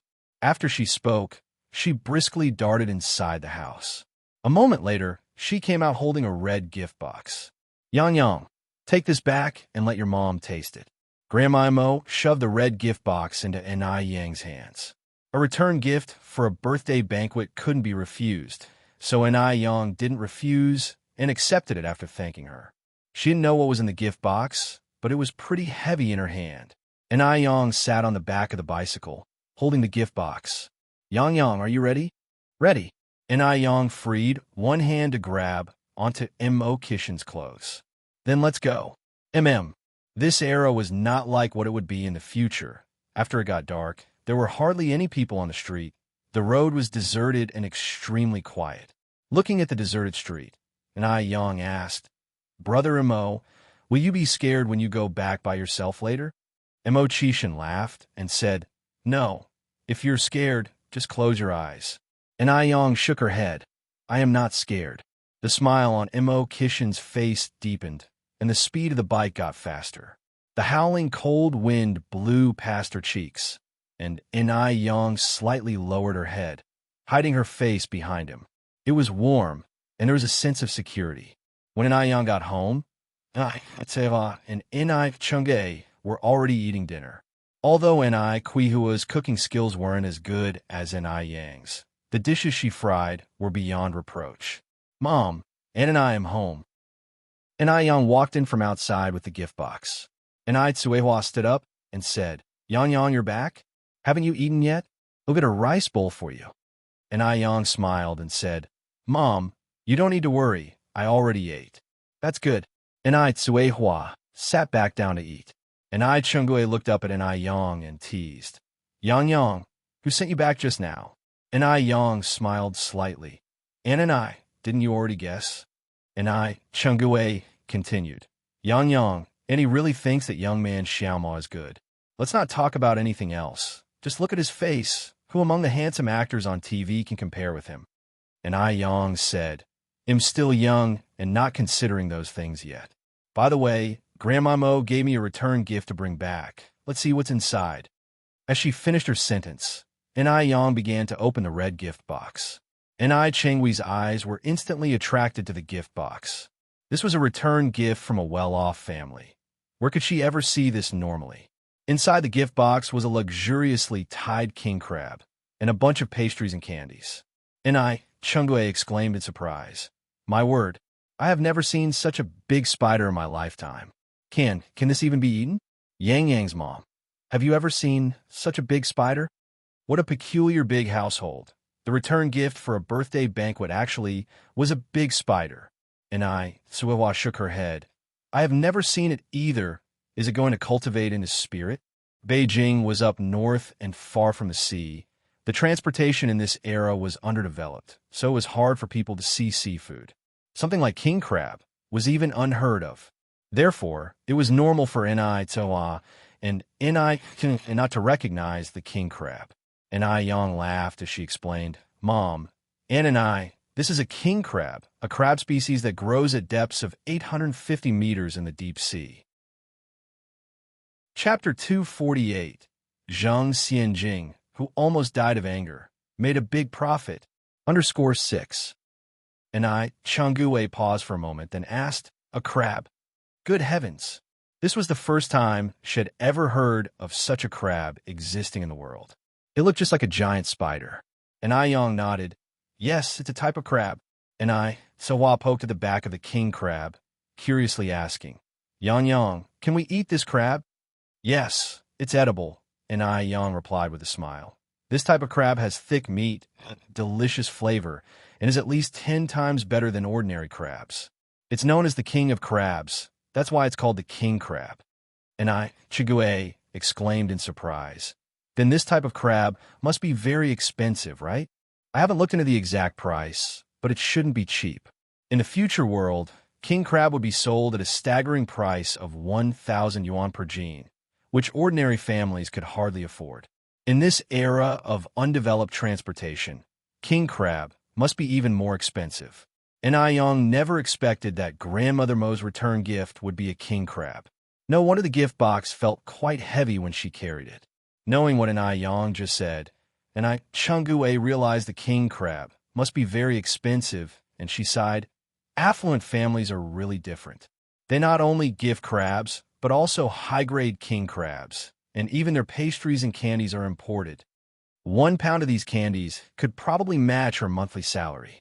Indeed, there should be no comparison between people. When she finished speaking, Chungue gripped Yang's wrist and earnestly said, Yang, you must certainly hold onto Xiaoma dearly." Yang laughed. "Annie and I, no matter how good the husband, their stuff will always be theirs. What if he decides to divorce me when I grow old? Wouldn't it turn out to be just a burst of happiness? Therefore, I think a girl should still rely on herself. As long as she has her own money, she won't have to marry someone for their money in the future. And I Chungue sighed. That's true. And I Yang, despite her young age, understood things no less than those older than her. She even looked further into the future than some of them. Marrying a wealthy man is not as good as being wealthy oneself. This statement was too true. After some thought, and I Chungue added, but I think Xiaomao probably isn't that kind of person. And I Yang just laughed without commenting. Then asked, by the way, Annie and I, do you remember that a mysterious buyer had ordered 30 boxes of whitening moisturizer for me through you? And I Chungue nodded. I remember. What about it? Annie and I, could you tell her tomorrow that the price of the whitening moisturizer has gone up? If she wants to buy it, it's now 800 yuan a box, and she has to pay the full amount before I can give it to her. And I Yang's expression was calm, not minding the high price of 800 yuan. 800 yuan? This number did surprise N.I. Chungue. Yang, has the price of the whitening moisturizer increased? N.I. Yang shook her head. The original price is still the same for others. Only for that mysterious buyer it is 800 yuan. Li Xianxian had boasted in front of a crowd of wealthy young ladies. And I Yang was curious to see if Li Xianxian would be willing to pay this price. And I Chungue was a smart woman, and she guessed the situation. Well, will she buy it? People nowadays are all very shrewd. 800 yuan is a sum that ordinary people would take several years to earn, unless the buyer is a fool. And even if the buyer is really foolish, it does not necessarily mean she has that much money. Remember, 30 bottles amount to more than 20,000 yuan. And I Yang smiled. If she doesn't buy it, there are a bunch of people waiting in line. Also, Andy and I, don't give her any information about me. And I Chungue nodded. Sure, Yang, I understand. The next morning, and I Yang went to the noodle restaurant. After several days of renovation, the neighboring shop was almost ready. And I Yang assigned all the work of buying tables, chairs, plaques, and such to Wang Tiniu, and gave him 200 yuan. Being reliable, Wang Tiniu took others to the furniture factory and bought over a dozen tables and chairs the same day. He made sure that N.I. Yang didn't have to worry about the rest of the finishing work. The men cleaned up the neighbor's shop entirely, just waiting for N.I. Yang to choose an opening day. Since N.I. Yang trusted them so much, they couldn't let her down. Yang, this is the change from the purchase of materials. Wang Tiniu returned the remaining 30 yuan to N.I. Yang. N.I. Yang smilingly refused. Uncle Tiniu, you can use this 30 yuan to buy some cigarettes and alcohol to split amongst the other uncles. Chapter 249. Zheng Xianjing, who almost died of anger, made a big profit. 7 N.I. Yang was never stingy with those who depended on their labor to make a living. Purchasing people's hearts for 30 yuan. Now, that was a good deal. No need, Wang Tiniu said. Yang, we've already received so much wages from you. We can't possibly take more money from you under any circumstances. For a shop renovation completed in 15 days, N.I. Yang insisted on paying a wage of 60 yuan. Under normal circumstances, where could they earn so much money? N.I. Yang continued. Uncle Tiniu, there's no need for formality with me. With the new year approaching, consider this a small token of my appreciation. If you refuse to accept, next time I have a shop that needs renovating, I won't be hiring workers from our village. Upon hearing N.I. Yang's words, Wang Tiniu hesitantly accepted the money, then headed to the nearby convenience store to buy some cigarettes and liquor to share with everyone. With the new year coming soon, cigarettes and alcohol were essentials for every household. N.I. Yang's gesture undoubtedly eased everyone's pressing need. Now, who in the village wouldn't praise N.I. Yang? When Li Xianxian heard that the price of the moisturizing cream had risen to 800 yuan per box, she thought she was hallucinating. She turned to the short-haired girl next to her. Did you hear correctly? Really 800 yuan? Wasn't it 108 yuan per box before? The short-haired girl nodded. My mom told me herself. Could she be wrong? And they also told me that you have to pay in full, or do they want to sell it to you? Why would the price suddenly rise so much? Isn't this asking for the moon? Li Xianxian frowned deeply. The short-haired girl shook her head.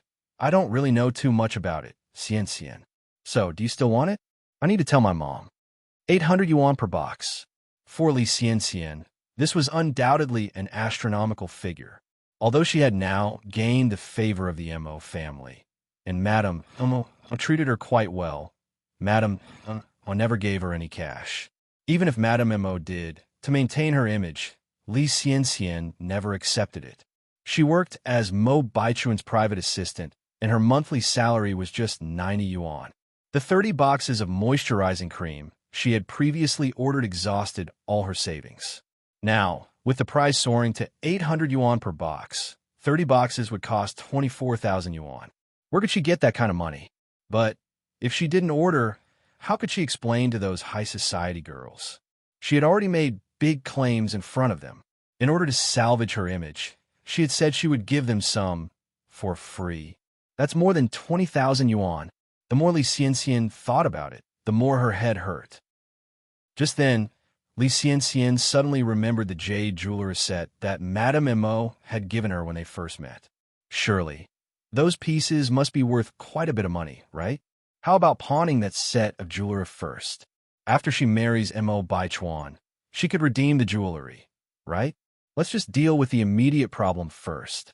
Li Xianxian bit her lip and finally decided to pawn her jewelry to buy the moisturizing cream.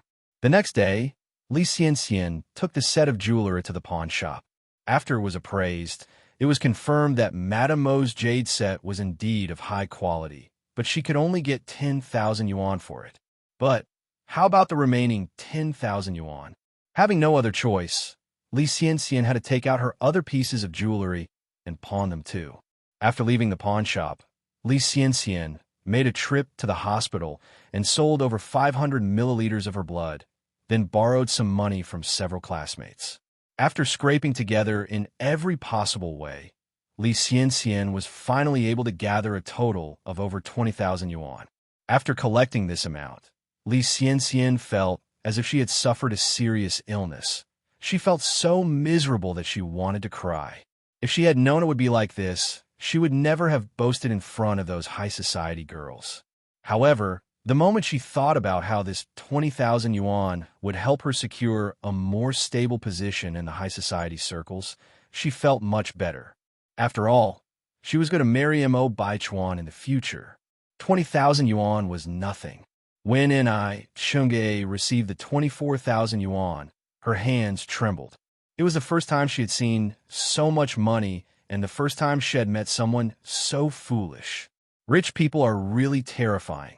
When Chungue handed the money to Yang was busy in the kitchen. Yang, this is the money from the mysterious buyer. Yang looked surprised. They sent the money so soon? It seems at least Xianxian was quite wealthy. She should have said it was 1,000 yuan per box earlier. Chungue nodded. Yang, who do you think this mysterious buyer is? How can they be so rich? 24,000 yuan. According to her monthly salary of 30 yuan, it would take her at least 66 years to earn this. And this person spent 24,000 yuan to buy 30 boxes of skincare products. Yang smiled and said, perhaps they might be millionaires. Chungue sighed. They're so rich. How do they make so much money? Yang took half of the stack of money and handed it to Chung, and take this. Chungue was startled and hurriedly refused. No, I can't accept it. No good deed goes unpaid, and she wasn't entitled to any good deed. How could she accept such a large sum of money from Yang for no reason? Yang directly stuffed the money into Cheng's pocket. Just keep it. If it wasn't for you, I wouldn't be able to sell the moisturizing cream at such a high price. Yang was not the kind of person to be stingy, and the main credit for this transaction goes to Chungue. It was a total of 24,000 yuan. Even if she gave half to Chungue, she was still left with 12,000 yuan. She made a fortune on this order. Chungue still refused. No. Yang, listen to me. If your products sell for a high price, it's because they are good. It has nothing to do with me. Besides, You already give me a 1 yuan commission for each bottle. There's no way I can take more money from you. It would be rude. Yang insisted on giving the money to Chenggu. And you deserve this. Chenggu frowned and said, Yang, I can't accept it. If you continue like this, I won't sell beautiful skin ice masks for you anymore. Seeing Chenggu like this, Yang had to take back the money for the time being. She plans to buy some jewelry for Chenggu for the new year. Just then, a commotion came from the entrance. Is Yang home? Chapter 250. Unexpected surprise. Investigating Sundalian's passel, listening to the voices, it seemed like there were more than one person outside. Yang put away the money and went outside with Cheng, saying we're home. Suehua also came out from inside, carrying a child in her arms. As soon as they opened the courtyard gate, they saw a crowd of people standing outside. If it were someone else, seeing a crowd of people outside would certainly perplex them. But not Yang. She immediately welcomed them warmly, saying, Uncle Lu, Aunt Wang, Aunt Ling, Grandpa Sure, please come in and have a seat. Uncle Lu was the one who suggested last time that he would help Yang's family apply for a residential plot. Homestead. Uncle Liu's family was known to be extremely frugal. People usually couldn't even get a sip of tap water from their house. However, his family had never been stingy with Yang. His wife often brought Yang vegetables and eggs, and even helped Suehua look after her child. To be precise, all the villagers in Jinghua village treated Yang very well. Even the most selfish villagers became exceptionally kind and friendly when they met Yang. After all, Yang was the lucky star of their village. Uncle Lu said with a smile, Yang, we are not going to sit down today. We came to tell you some good news. The villagers also nodded in agreement. Chenggu joked, Uncle Lu, what kind of good news can you bring? Uncle Lu mysteriously replied, this good news will surely surprise you. Chenggu replied, well then, let's hear it. Uncle Lu turned to Yang and solemnly declared, Yang, the village has officially approved a homestead for your 3-member family. Now you're truly a part of our Jinghua village. Upon hearing this, Suehua and Cheng were both stunned. Suehua, in particular, was so moved that her eyes turned red. A homestead. Having a homestead meant that they could build a house in the village. For a farmer, having a house of their own in the village was their real home, their true roots. With a home, you feel secure. Without a home, you feel adrift. Chenggu said, Uncle Lu, you can't joke about things like this. Suehua and Yang were not originally from Jinghua village. Could the homestead be approved so easily?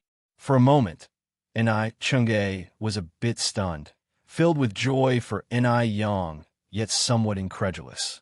This Uncle Lu was notorious for stirring the pot. What if he was joking? Uncle Lu laughed and said, look at what you're saying. I may not always be reliable, but I can't joke about this. Yang, here is your homestead certificate. As he said this, Uncle Lu handed the homestead certificate to Yang. Yang, the homestead allocated to your family by the village is right next to Chenggui's house. You could build a house there anytime. Considering that Cheng and Yang were quite close, everyone had arranged for the site to be next to Chenggui's house during the application, making it convenient for both families to visit each other. One must admit, everyone had thought this through thoroughly. They were genuinely kind towards Yang. Back in those days, a homestead certificate was not a red booklet, but a white sheet of paper stating the usable area of the homestead, the approver, and the applicant. Uncle Lu, thank you. And thanks to all of you.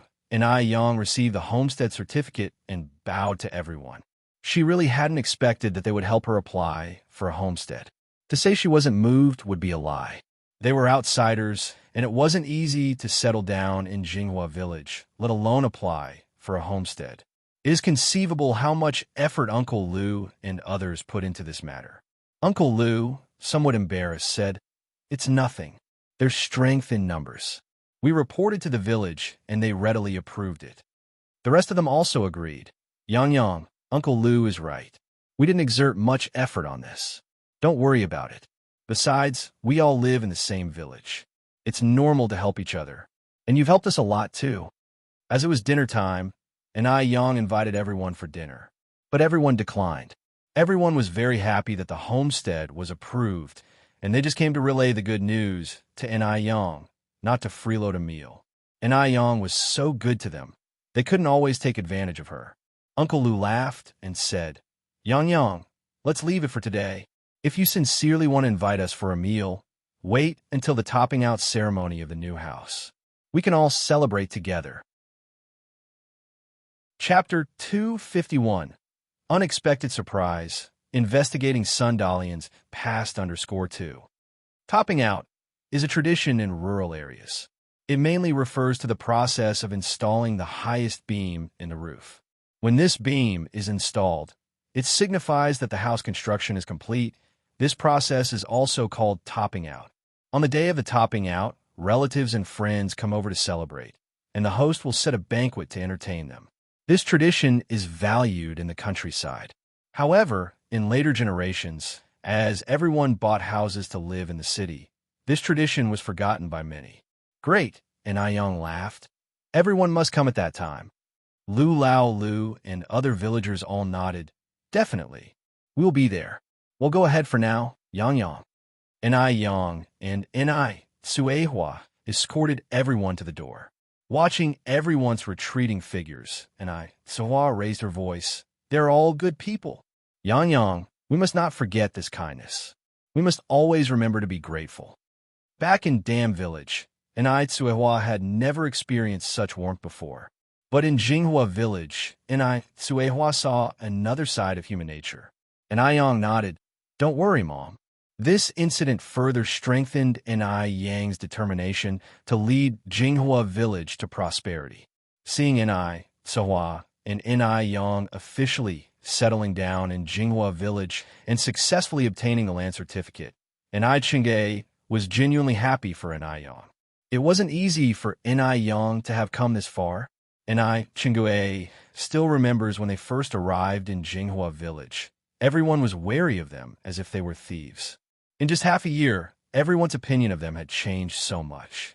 This was all thanks to Yang's good nature and her ability to win over people's hearts. Yang's mom, shall we go and check out the land plot? Changui suggested. Sure. Changui nodded. The three of them exited the courtyard. The plot granted by the village was located east of Changui's quadrangle courtyard. The location was very good. Changui laughed. We are going to be neighbors. Suehua was so excited that she didn't know what to say, repeatedly nodding her head. Yang gazed at this piece of land, and the hope shining in her eyes was as bright as the stars. What is hope? The land before her eyes was hope. Seeing the scene, even Chingay, a woman herself, couldn't help but exclaim how beautiful Yang was. How could Yang be so beautiful? A beautiful young girl like Yang calls her Ananai, which feels so honorary. To celebrate the happy day, Yang decided to cook a few more dishes. She reserved king crab given by old lady Mo. The king crab was huge. Yang cut it into halves, steam-cooked one half, and stir-fried the other half with spices. Soon Yang decided on the rest of the dishes. Shrimp stir-fried with black beans. The secret to longevity states, eating black beans replenishes the body, improves the complexion, fills vitality, increases strength, fills deficiency, and enhances ability to eat. In other words, black beans have anti-aging effects. Suehua was in her 30s, and Chang'e was in her 40s. Eating black beans often would be very beneficial for them. Over the past half year, the changes in Suehua and Chang'e have been tremendous. If it were not the fact that people saw them every day, they might even suspect a makeover. Stir-fried lamb liver. Lamb liver is packed with a variety of nutrients such as vitamin A, vitamin B2, and iron. Vitamin A stimulates the growth of the thymus gland, which makes the chest full and rounded. Therefore, this is a breast-enhancing dish. and Ai Yang paid great attention to breast growth. So almost every day, she prepared a breast-enhancing dish. The soup of the day was potato mushroom soup. Potatoes have a detoxifying and beautifying effect, eliminate eye bags, nourish the blood, and enhance vitality. Also, potatoes are a natural beauty product because they contain a lot of vitamins B and C, which can help lighten dark circles under the eyes. And Ai Yang had to wake up early every day to work at the noodle restaurant. Black circles under her eyes were inevitable, but with potato mushroom soup, there was no fear of dark circles. After this period of dietary therapy and skincare, and Ai Yang's skin was as smooth as a baby's. Her skin was so moist and soft, it looked like it would break with a single blow. Her body shape was also maintained very well. If it were to be described in a line of poetry, it probably would be: her face like the flowering hibiscus, her waist slender like a willow, incomparably charming and enticing. In this life, not only does Ai Yang want to become stronger, but she also wants to keep her appearance and body shape in the best state. Chapter 252, Unexpected Surprise, Investigating Sundalian's Past _3. In this life, she was determined to be the best and most beautiful version of herself. Ai Yang brought the food to the dining room. Seeing Ai Yang come in, Ai Chang'e quickly went to the kitchen to help carry the dishes. Ai Tsuehua, holding the baby, couldn't offer much help. Little Ai Yin was already 6 months old now, and by the 6th month, little Ai Yin had begun to recognize people. Seeing Ai Yang approaching, she would exclaim in excitement. During mealtimes, little Ai Yin would sit in a rocking crib nearby, playing by herself. Her soft and adorable behavior made everyone want to shower her with kisses. The steamed king crab retained its original flavor. The spicy version added extra numbing and aromatic tastes onto its original flavor. Both flavors had their unique charm. It was the first time Ai Chang'e and Ai Tsuehua had ever tasted king crab, and they didn't know where to start with their chopsticks. Ai Yang found a pair of scissors and started to peel the crab meat while demonstrating to both of them. As Ai Yang moved, a tempting aroma wafted from the crab meat, making everyone's mouth water. Ai Yang distributed the peeled crab meat into Ai Chang'e and Ai Kuihua's bowls.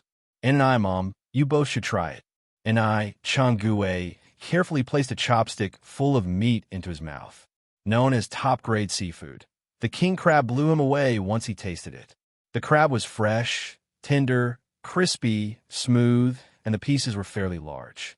Each bite was bursting with happiness, making you impulsively close your eyes and marvel at the divine taste. How could there be such delicious food in the world? Delicious. It's absolutely delicious. Ai Chang'e nodded repeatedly, brimming with excitement. Ai Kuihua's face was also full of astonishment. The meal was incredibly satisfying. A king crab usually weighs around 7 to 8 kilograms.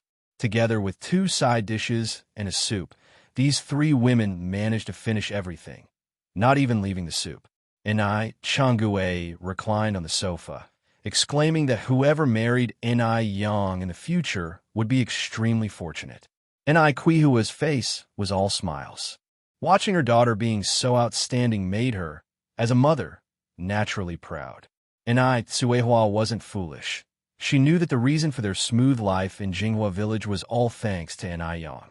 If it weren't for Ai Yang, she wouldn't even know where she would be right now. Ai Chang'e continued. When are you planning to build your house, Yang Yang's mom? Ai Tsuehua smiled at Ai Yang. It's all up to Yang Yang. Whenever Yang Yang says so. Ai Yang replied. The new year is coming soon, so how about we wait until after that? Even though Ai Yang had decided to buy more houses in Beijing, she still had to build a house in the village. There's a big difference between a bought house and a built house. Even though they grew up in Dam Village, Jinghua Village was the place that gave them a new outlook on life. It was inseparable. Ai Tsuehua nodded. All right, well, do whatever you say. Once the decision to build a house was confirmed, Ai Yang began to draft the blueprint. Most houses built in this era looked similar. Ai Yang wanted to include some trendy elements, like an open-air balcony where they could barbecue and stargaze, and a sunroom, which was indispensable, as well as a small garden. The allocated residential land in the village was large enough, so they could do whatever they wanted. However, one shouldn't rush when creating a blueprint. It should be done slowly. And Aiyong didn't come up with any other designs at the moment, but she could add them in the future. After drafting a rough model, Aiyong went to the next room to study new skincare products. This time, she planned to research anti-wrinkle cream. After all, aging is every woman's enemy. If the effect is good, there is no worry about being unable to sell it. The income from Aiyang skincare products was very good during this time, with a daily income of 200 to 300 yuan. Adding the income from a noodle restaurant, she could now earn about 2,000 yuan per day. According to the current situation, once the milk tea shop next door opens, her daily income would be around 3,000 yuan. Calculating it this way, it would be 1.08 million yuan a year. 1.08 million may seem like a lot to ordinary people, but to Aiyang, it was nothing. After all, Song Beicheng could spend over 3 million yuan a year on hiring chefs. However, she could use money to make more money. She could expand the skincare product business and also the noodle restaurant business. Turn this 1.08 million into 10. 0.8 million 100. 0.8 million 1,000. 0.8 million, or even more. Aiyang was never short of passion for life. Chapter 253. Unexpected Surprise.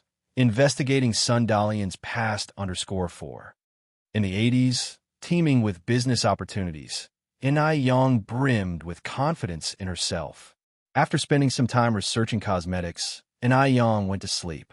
When she woke up in the wee hours of the next morning, she was astonished to find that it was snowing outside.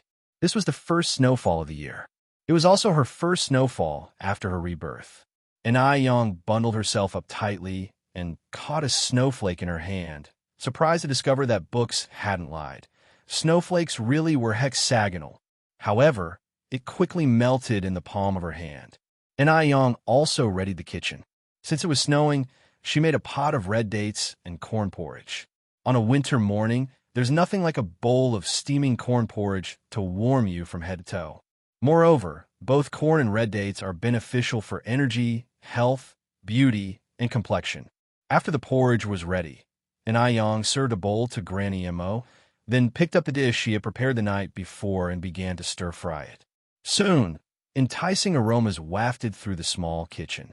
At 3:30 in the morning, Aiyang set off on her bicycle punctually. Though it was snowing heavily, she was insulated in her raincoat, and this didn't hinder her ride.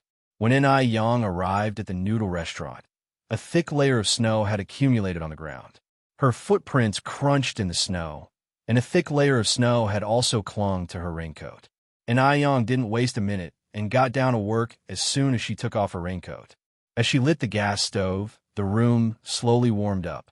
Soon, she heard Zhou Qingshang and Wang Jinfang chatting outside. "Wow, the snow is really heavy." "Yes, it's been many years since we've seen such heavy snow, hasn't it? Must have been 7 or 8 years now. I remember the last time it snowed this heavily, I had just married Teeny." The two of them entered the room, chuckling. Aiyang smiled and said, "Aunt Wang, Aunt Jinfang, the weather is colder now. You don't need to come this early anymore. You can come at 6 o'clock. Wang Jinfang asked. "We couldn't sleep anyway. By the way, Yang, when are you planning to open the milk tea shop next door?" The shop next door had been renovated and was waiting for Aiyang to open. Seeing that the weather was getting colder, business for milk tea was sure to be good. Aiyang replied, "It'll open the day after tomorrow." She personally chose the opening day. Some things were better off believed than not. Especially after Aiyang's rebirth, she believed in these things even more. Zhou Qingshang exclaimed excitedly, "Does that mean that Gooden's mother and Xiaowa's mother can come to work with us from now on?" Speaking of this matter, Aiyang suddenly remembered she hadn't had a chance to inform Gooden's mother and Xiaowa's mother yet. It seemed she had to settle this matter when she returned home in the evening. Aiyang replied, "Aunt Wang, you reminded me that I have to tell Xiaowa's mother and Gooden's mother about this when I go home tonight. If they agree, They can start work together the day after tomorrow. Zhou Qingsheng laughed. How can they refuse such a great offer? They're not idiots. It's 60 yuan per month. That's 720 yuan a year. How many women are able to earn this much money? Wang Jinfeng nodded in agreement. The weather was unusually cold today, so there were a surprisingly large number of people coming for noodles. Besides, everyone ordered a cup of milk tea while eating noodles. The air was filled with the tartness of vinegar and the richness of milk tea, intertwining in a pleasant way. And Yang had also customized disposable cups, so some people ordered another cup of milk tea to take away after finishing their noodles. In this severe winter, a cup of milk tea not only warms the heart, but also the hands. Though the business was good, Yang ensured she took her scheduled break at noon. After lunch, Yang went to the bank to deposit money. She was bundled up from head to toe, only her cat-like peach blossom eyes visible. Being unfamiliar to many, no one could recognize her. With the additional amount of 24,000 yuan that Li Xianxian had given, Yang deposited a total of 60,000 yuan this time. All the people in the bank recognized Yang. When she entered, the teller greeted her warmly. Miss is here. Yang removed her scarf, revealing her beautiful face, smiling to the teller. Her smile was incredibly charming, the corners of her mouth curling up subtly, as if drawing people in. The teller, in all her beauty and grace, was far more outstanding than the average person, but when she faced Yang, she seemed just as plain. She was just too beautiful. A man in a suit came out from inside the bank. At a glance, he was stunned by Yang's beauty. Chapter 254. Unexpected Surprise. Investigating Sun Dalian's Past _5. Beautiful women are not rare, but such charmingly spirited beauties truly are. She radiates a deep, classical aura, as if she stepped right out of a painting from the Republic era, a sight that lights up one's eyes. Even though this girl seems young, she has an aura that could stir one up. The man paused in his steps, then continued walking forward. Inside the car, he looked at his assistant and asked, "Don't we still need a teller at our bank?" The assistant was surprised, then nodded. The man continued, "That girl we just passed seemed quite impressive." Understanding his intent, the assistant immediately responded, "I'll handle it right away." Having said this, the assistant stepped out of the car. The assistant entered the bank hall and summoned the teller currently serving Yang, whispering something into her ear. Upon hearing him, the teller laughed and said, "That young woman isn't here for an interview. She's here to make a deposit. Also, I estimate she might not even be interested in this job." Any ordinary person, upon learning they could become a bank teller, would be so overjoyed they couldn't sleep. After all, working at a bank is considered a stable job. But who is Yang? She routinely deposits tens of thousands of yuan. So how could she possibly be interested in a teller job paying a monthly salary of just 35 yuan? Wiry, the assistant asked. The teller continued, "Do you know how much she is depositing this time?" The assistant shook his head. The teller extended her 5 fingers. 50, the assistant queried. The teller chuckled. 50? She probably wouldn't even glance at 50 yuan left lying on the ground. The assistant checked out Yang again, noticing her plain attire. Could it be 500? The teller shook her head. Swallowing, the assistant asked, "Surely it's not 5,000, right?" The teller replied, 5,000 times 10. How much is 5,000 times 10? The assistant was momentarily stunned. After a while, he figured out the answer. With trembling legs, he returned to the car and shared the news with the man inside. Upon hearing him, the man was momentarily astounded. He hadn't expected that someone dressed so simply could be so rich. 50,000 yuan meant nothing to him, but for the average person, it was a fortune. After depositing the money, Yang made her way to the detective agency. Xiaozhou at the detective agency warmly welcomed Yang. "Miss what service may I assist you with this time?" Ever since Yang gave him the sour jujube seeds last time, Xiaozhou hadn't suffered from insomnia again. Xiaozhou was truly grateful to Yang and he marveled at how profound and extensive traditional Chinese medicine is, much better than treating symptoms without addressing the root cause, which Western medicine often does. And Ai Yang chuckled. This time, I want you to investigate someone for me. Xiaozhou poured a cup of tea for Ai Yang. Please tell me who. And Ai Yang lifted the cup and took a sip of tea. I want you to investigate Sun Dalian. Sun Dalian? Xiaozhou pondered and then said, Isn't she the daughter of Li Shu, who you had me investigate last time? And Ai Yang nodded affirmatively. Yes, her. I want to know about her past in the countryside.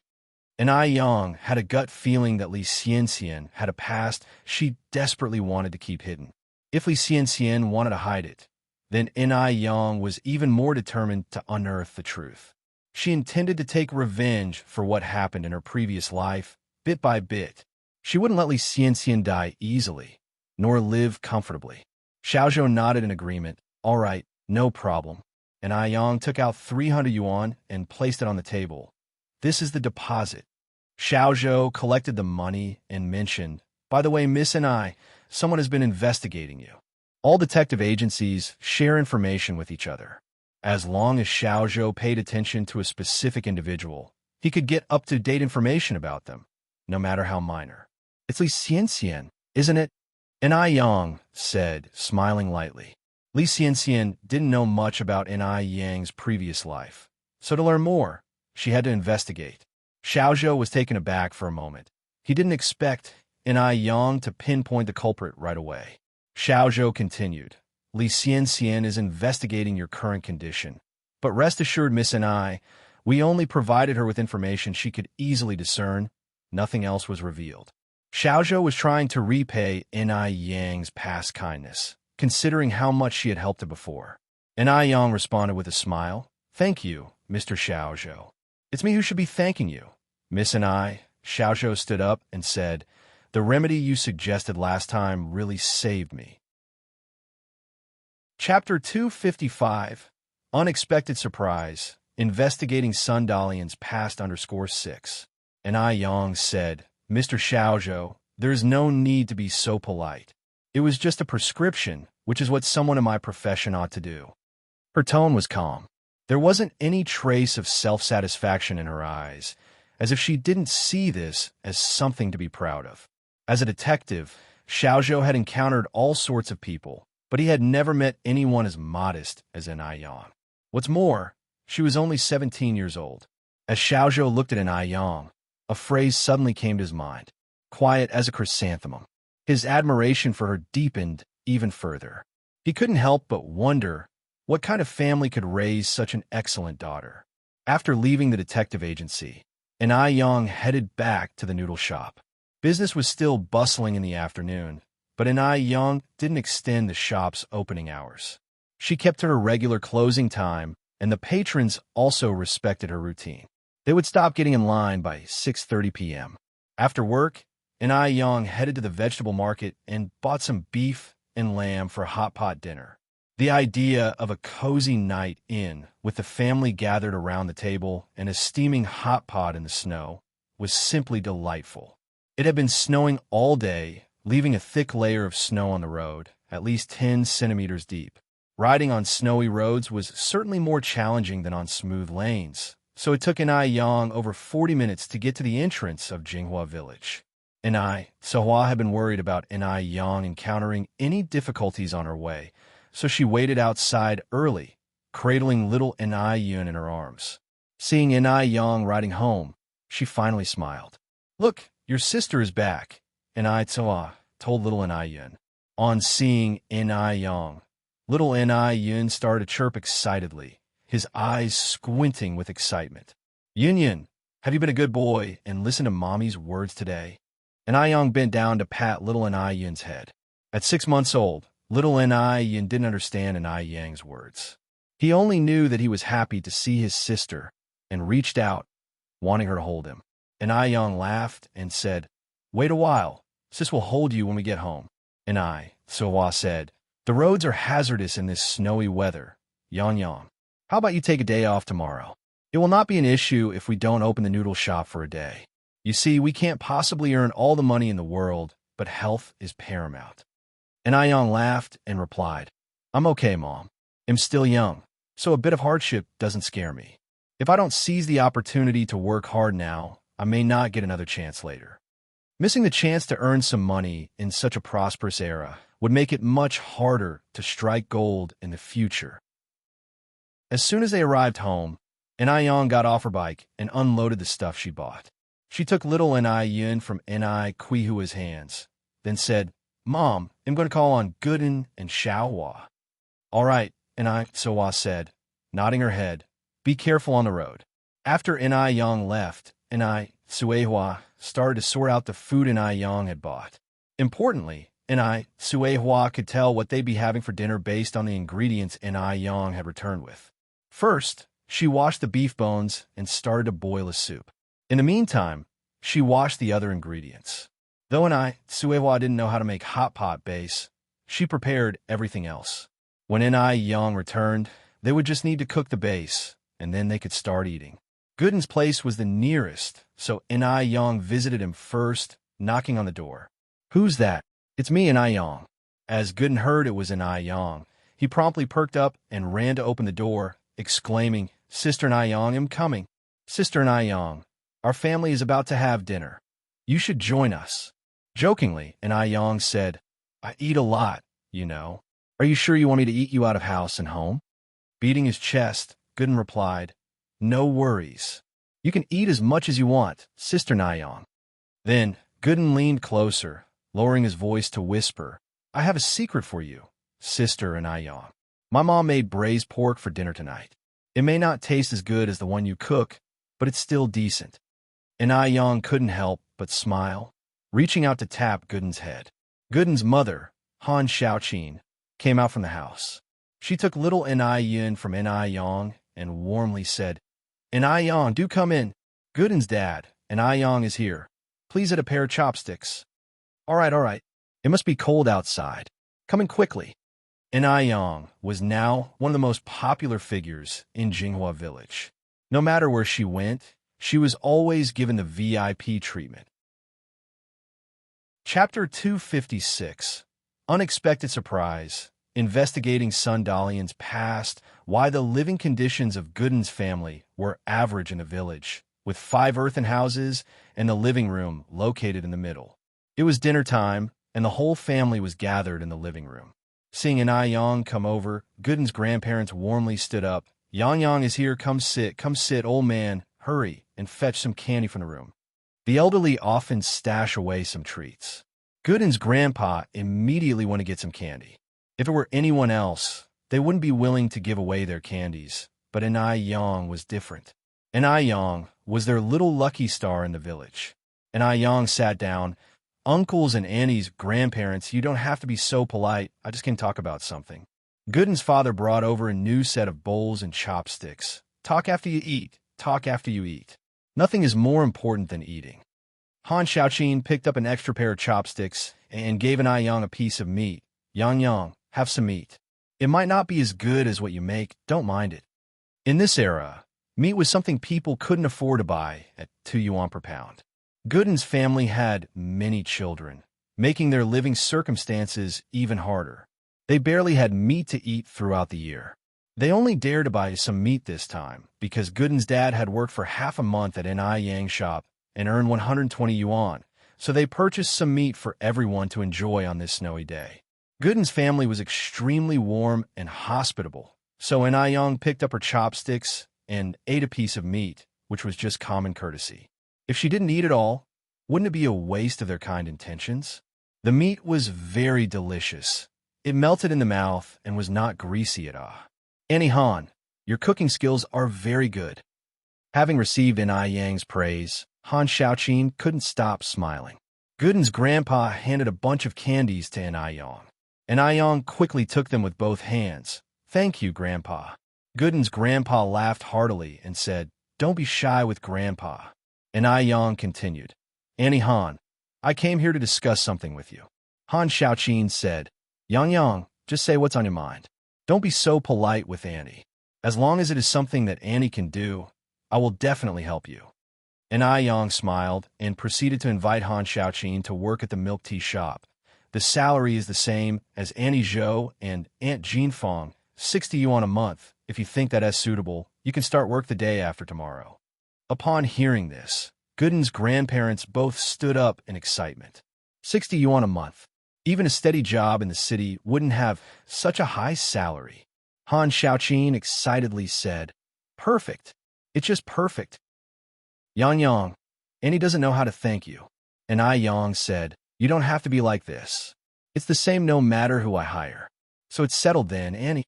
I need to go to Zaiwa's house next to discuss this matter with Zaiwa's mom."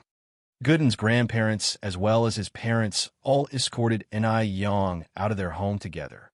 Watching Ni Yang walk away, Gooden's grandma sighed. "Yang Yang is such a thoughtful girl. All of you children should learn from Yang Yang. Even when you become successful in the future, you must never forget this kindness." The children all nodded their heads. If it were any other day, they'd definitely be unwilling to listen. But they had no choice but to listen today. After all, it was Ni Yang they were talking about. In all of Jinghua village, where could you find another person like Ni Yang? After leaving Gooden's house, Ni Yang visited Zaiwa's house, and without a doubt, she received the best treatment in the entire village.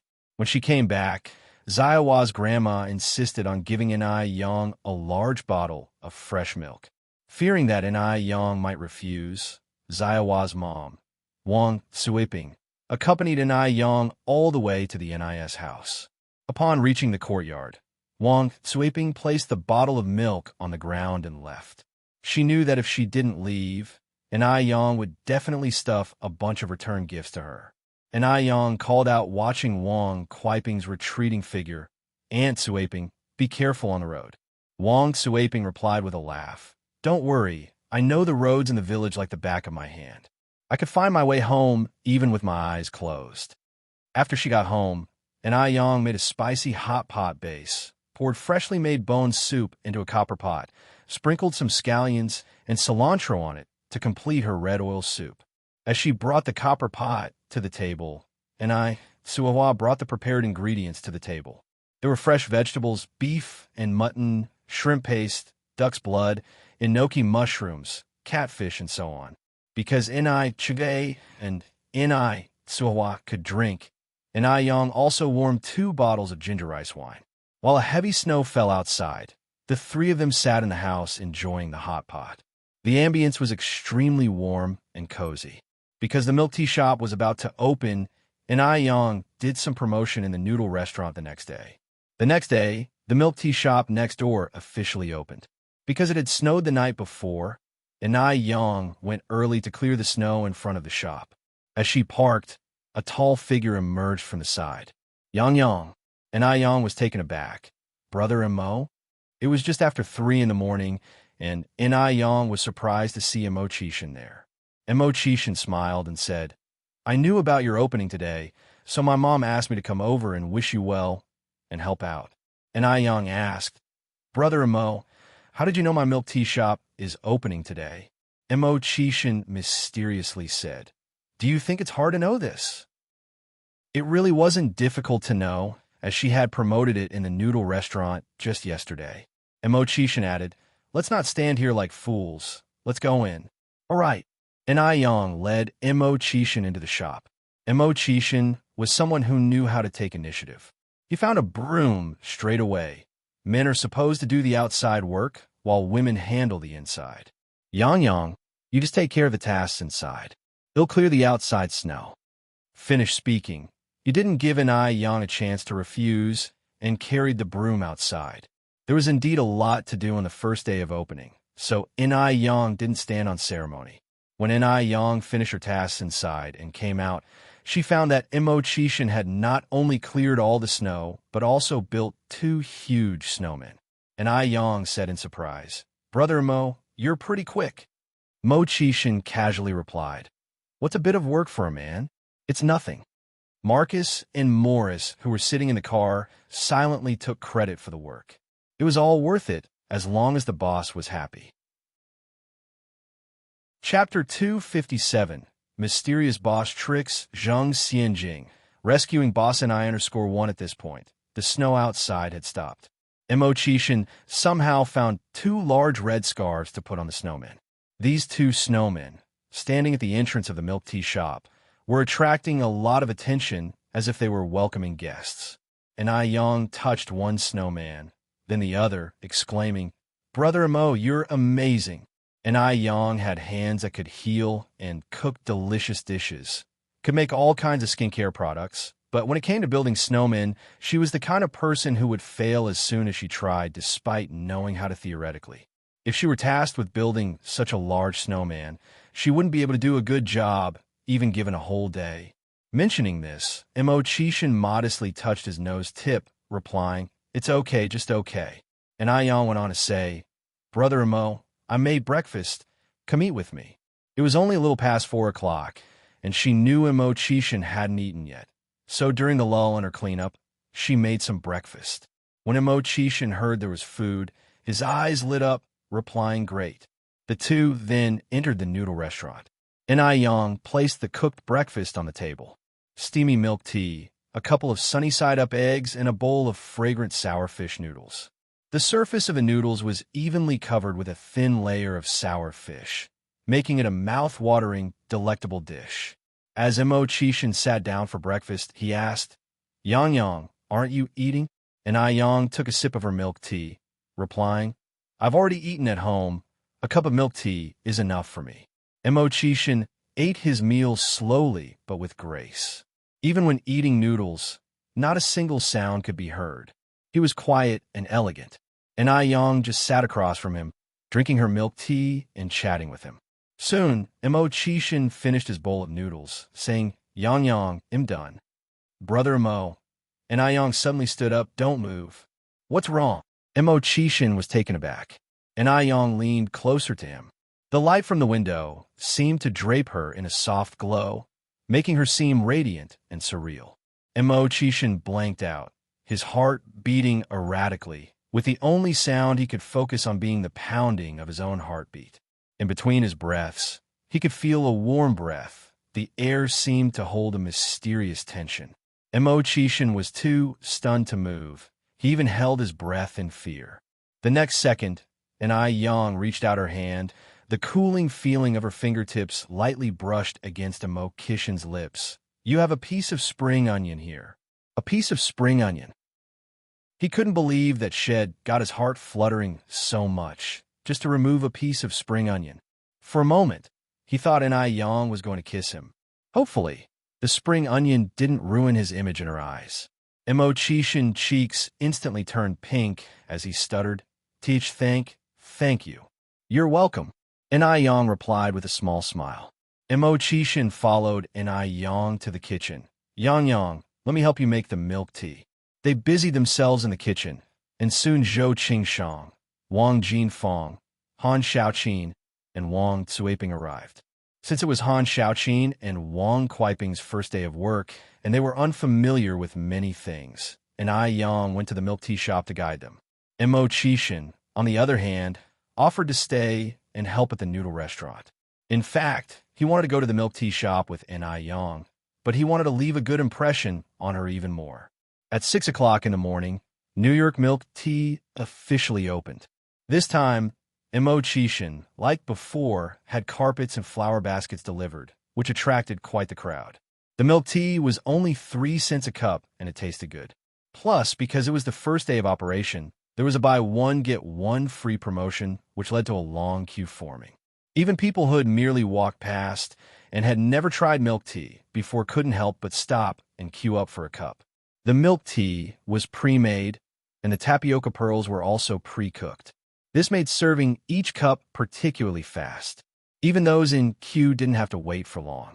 Only in one morning, Yang had sold over 2,000 cups. The business from a neighboring noodle restaurant was also booming. To celebrate the opening of the milk tea shop, Yang bought a roast duck from the roast duck store, 3 pounds of braised pork, and some vegetables from the braised pork shop. She also made a large pot of sour fish noodles. They ate the meat with the noodles, and with 6 people at the table, they had a joyous meal. Immerse didn't leave until nighttime when they closed for the day.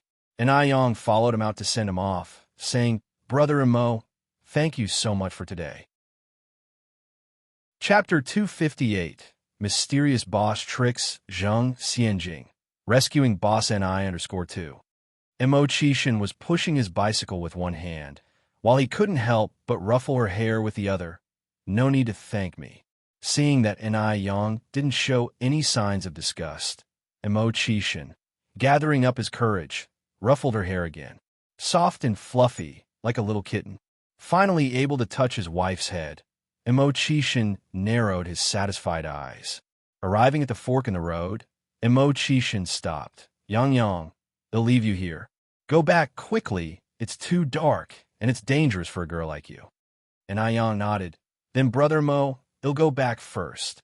Imo waved at her, go ahead. Watching Ni Yang's retreating figure, Imo took out a cigarette from his pocket and lit it slowly. The little girl is really capable. She'd been driving him crazy all over. A day without seeing her feels like madness. Nowadays, every passing minute without her feels the same way to him. After finishing a cigarette, Imo pushed his bicycle forward. Uncle Imo. A string of footsteps came from behind. Zheng Xianjing caught up with him quickly. Uncle Imo, it's such a coincidence to meet you here this late. In the dim night, his handsome features were enveloped in a layer of gentle mist, making him appear mysterious and distinguished, which nearly made Zheng Xianjing infatuated. Nowadays, men with good looks and status were becoming increasingly rare. She had to hold on to him tightly. Imo couldn't be bothered with her, not even giving a sideways glance to Zheng Xianjing. But Zheng Xianjing wasn't discouraged. She cooed, Uncle Imo, it's so dark now. It's not safe for me to be alone on the road. Could you give me a ride home? Surely, at this late hour, Imo wouldn't have the heart to let her walk home alone. Soon, he would be riding his bike with her. The scenario would definitely be as romantic as watching a movie. Just thinking about it, Zheng Xianjing felt extremely flattered. This is the famous Mr. Mog. Thankfully, she had good vision. She hadn't overlooked him like Zhao Jingrong. No, Imo flatly refused, his tone slightly cold. Uncle Imo.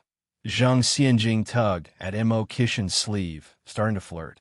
It's said that it's harder for a man to win a woman's heart than for a woman to win a man's.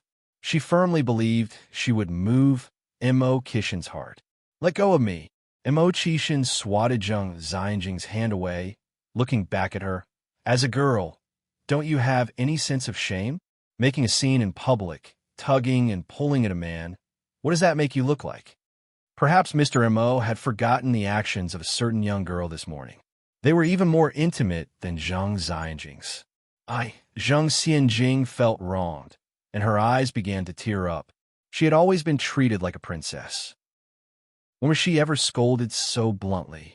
Moreover, the person who scolded her was the one she liked. One can only imagine how Zheng Xianjing felt at that moment. Could it be, in Imo eyes, she was shameless? No, she couldn't let these few words make her give up on Imo. Feelings between men and women need time to develop. Tang Monk's journey to fetch the scriptures had to go through 81 trials. What was this little setback compared to that? Uncle Imo. Zheng Xianjing quickened her pace to catch up. Uncle Imo, I love you.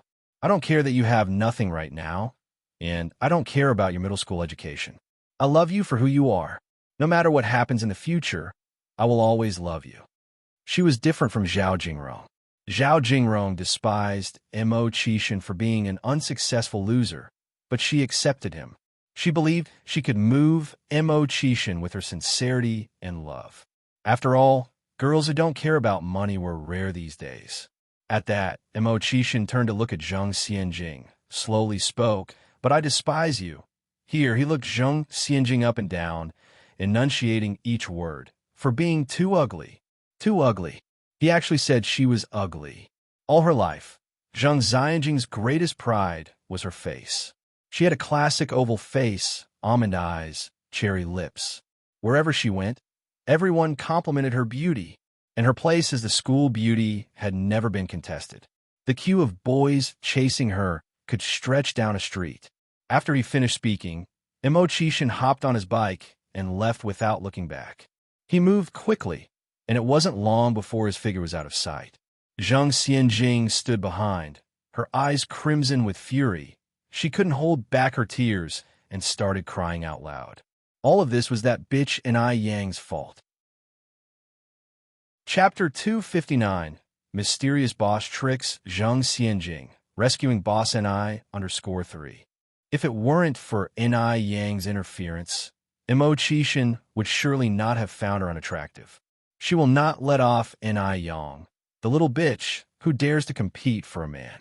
As the Mo family's villa appeared close by, the riding speed of Mo Qishan slowly decreased. A black luxury car gradually stopped beside him. Marcus and Morris stepped out of it. Mo Qishan took out a cigarette from his pocket, lit it up, and said with a murmuring smile, "Investigate Zhang Xianjing's whereabouts in the recent days." Marcus and Morris nodded respectfully.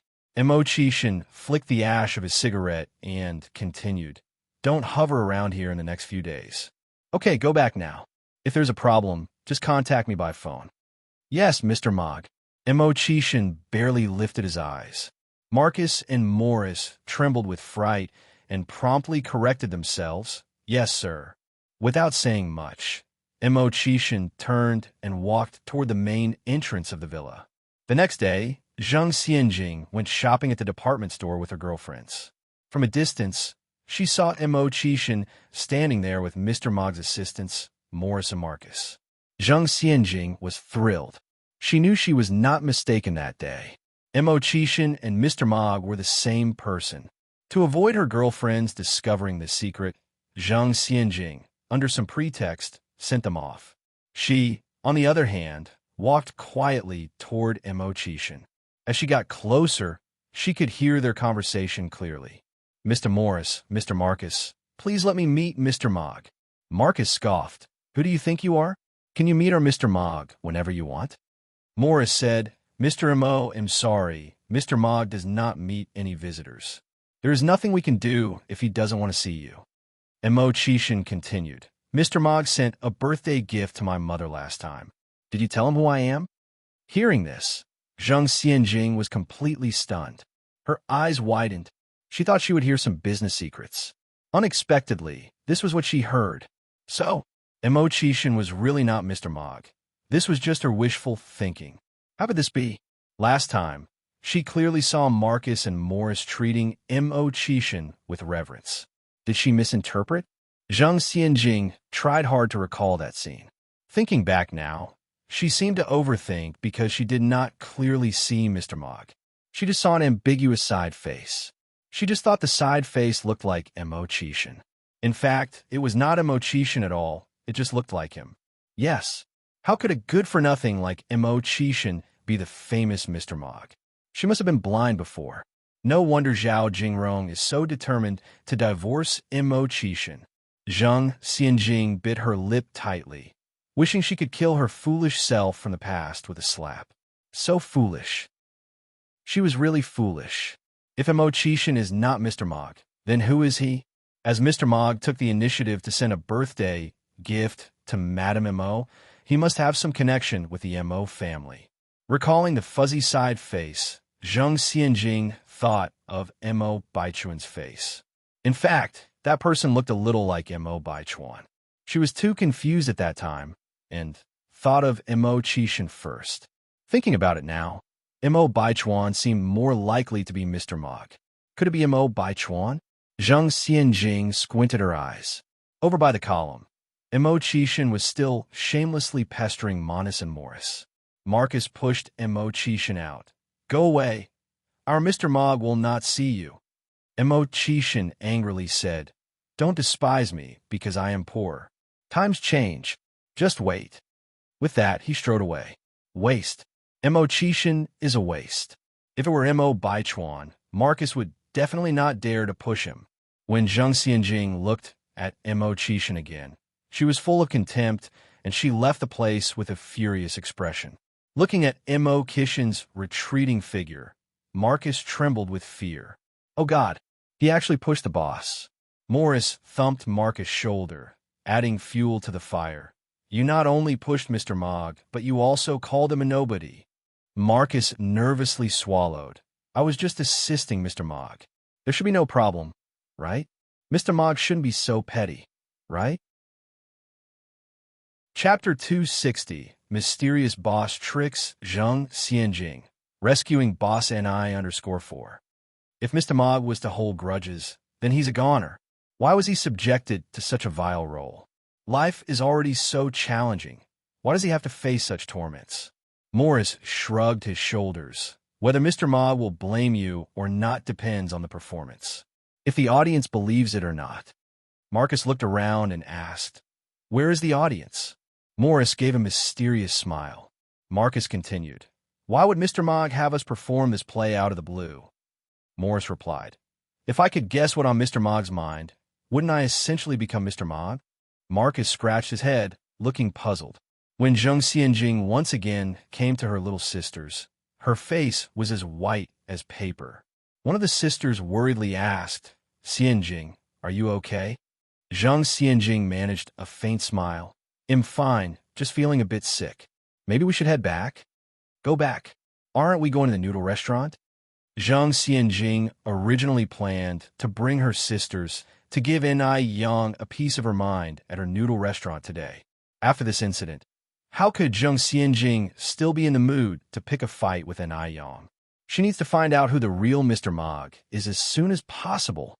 She wants to become a truly superior person. Zheng Xianjing continued, "Let's not. She's just a commoner, not worth my time." "Oh, well, just go back then."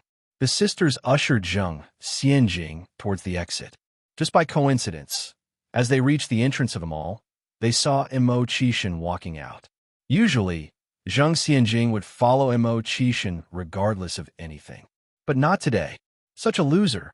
He's not worthy of her. Bemoaning her past blindness. Thinking about how Mo Qishan had ruthlessly humiliated her last night, Zheng Xianjing felt anger rise within. What right does this loser have to insult her? Thinking thus, Zheng Xianjing lifted her chin high, walking past Mo Qishan with a haughty demeanor. From now on, she would make him realize that they are from two different worlds. The future her is someone beyond his reach. Regardless of Zheng Xianjing's actions, Mo Qishan didn't spare her second glance. He calmly headed in the opposite direction. If you look closely, you could see a hint of mockery hidden deep within his eyes. Once Mo Qishan left, the sisters near Zheng Xianjing started discussing in low voices, "That man just now, he's handsome. Even more so than the pretty boys on television." "Yeah, absolutely. If only my boyfriend was that attractive. I'm not asking for much. Half of his looks would do." Zheng Xianjing responded coldly to their chatter. "Attractive? Can you eat attractiveness?" "Looks certainly can't feed you," which is why they're trying to ingratiate themselves with Zheng Xianjing, hoping she can introduce them to a higher quality social circle. Men die for wealth. Birds die for food. Who doesn't want to be a part of the elite circle? As days passed, with the end of the year drawing near, Ni Yang began preparing for the New Year purchases. At noon that day, Ni Yang rode her bicycle to the station to pick up Ni Tsuhua to go shopping for the New Year together. This was Ni Qihua's first visit since the renovation of the milk tea shop and noodle restaurant. Standing in front of the two shops, Ni Qihua's face was filled with disbelief. Everything felt so unreal, like a dream. "Yang Yang," Ni Tsuhua held Ni Yang's hand tightly, her eyes filled with tears. Is this really our shop?" "Yes." Ni Yang nodded.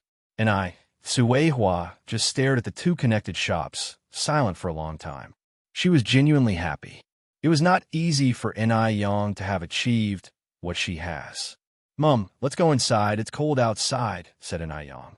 Holding little Ni Yun in one hand and leading Ni Tsuehua with the other, "Mum, let's be careful. Aunt Jean Fong and the others are inside resting." "Okay." Ni Tsuehua nodded. Once inside the shop, Ni Yang made Ni Tsuehua a cup of milk tea. After showing Ni Tsuehua around the shop, the two women, along with little Ni Yun, left to make their New Year purchases. As they walked out, the owner of the neighboring shop asked with a smile, "Yang Yang, is this your mom?" Ni Yang nodded. "Yes, Auntie Fong, this is my mom, and this is my sister." Ni Tsuehua, no longer as humble as when she first arrived in the city, greeted naturally, "Hello." Chapter 261. Mysterious Boss Tricks, Zheng Xianjing. Rescuing Boss NI_5. Feng Yu also laughed and greeted NI Suhua. "Big sister, you've really raised a good daughter. I've never seen a girl as capable as Yang Yang. She's only 17, but already the boss of 2 shops. If it wasn't witnessed firsthand, who would believe it?" After Ni Yang walked away with Ni Suehua, the nearby business owners all came out to gossip with Feng Yu. "Was that woman just now Yang Yang's mother?" "Yes." Feng Yu nodded. "No wonder Yang Yang is so good-looking. Her mother isn't bad either. Yang Yang is 17 today. Her mother must be at least 34, right? She looks like she's in her 20s. Exactly, why are they both so pretty? Look at my skin. Compared to theirs, I'm like an old cucumber skin." Another chimed in. "If your skin isn't good, I recommend you to use a skincare product. A relative of ours is using it. She's been using it for half a month, and her skin is as smooth as if she changed a layer." "Really? What's the brand?" "It seems to be called Ice Crystal Jade Skin." "You mean Ice Crystal Jade Skin? I know that brand too. I'm using their facial cleanser and aloe vera gel now, but the whitening moisturizer seems a bit hard to get. I've tried to buy it 3 times and haven't got it." "I know that brand too. One bought a bottle of the whitening moisturizer. The effect is indeed very good, just that the price is a bit expensive, equivalent to a month's rent. As long as it works, it doesn't matter if it's expensive. We women have only one face in our life. The problem is the stock is too tight. I can't buy it at all." The women chatted about Ni Yang to skincare products, and then to their own lovers, children. Ni Yang took Ni Suehua to the market. Because the new year was coming, all the streets were filled with vendors selling couplets, firecrackers, and various foods. It was extremely lively. It was different from the future, where due to environmental pollution, all kinds of fireworks are strictly prohibited. In this era, fireworks and firecrackers could be set off at will. But because they weren't cheap, not many people bought them. People at most bought a string of firecrackers to set off, just to make things a little festive. As for those who bought sparklers and fireworks, were from wealthy families. Ni Yang picked 2 strings of firecrackers, and then a big bunch of sparklers and a big firework. "Boss, how much are these?" The stall owner, while calling to other customers, said, "Young girl, these add up to 15 yuan. 15 yuan could be equivalent to half a month's wage for a worker." And Suehua, who was accustomed to a frugal life, couldn't help but counsel, "Yang Yang, we actually don't need that much." And Yang smiled and said, "The new year comes only once a year. Let's make it festive." After saying that, she took out 15 yuan and gave it to the boss. Ordinary people who buy such expensive items would at least haggle over the price, but the stall owner didn't expect Ni Yang to be so generous. She didn't bargain and directly bought it. This made the stall owner take a second look at Ni Yang. With this second look, oh my, this young girl is also too good-looking. The stall owner was secretly surprised. After buying the firecrackers and fireworks, Ni Yang took Ni Suehua to the food section. Since it was the new year, nuts and sunflower seeds were a must.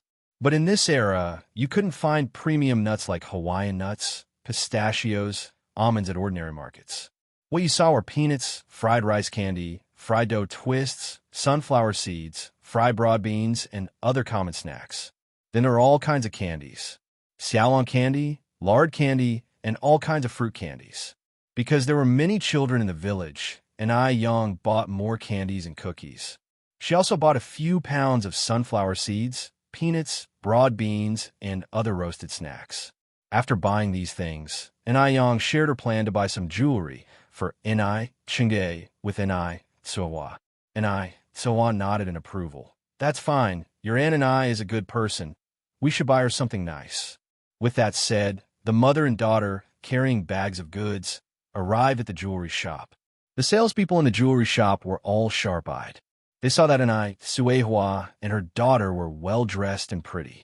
Immediately, they enthusiastically greeted and helped them carry their bags, sweet-talking Ni Suehua into a happy mood. Yang chose a necklace, a pair of earrings, and a gold ring for enrich. These were the 3 pieces of gold that people in this era could only dream of.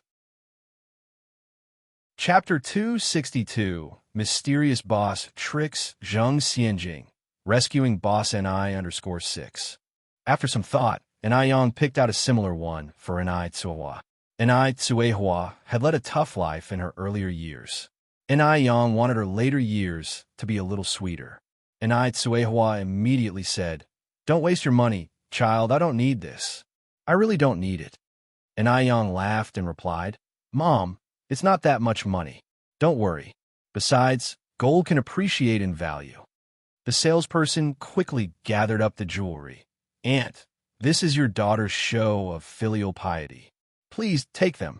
It's hard to find such a good daughter these days, even with a lantern." A wide smile spread across Quihua's face.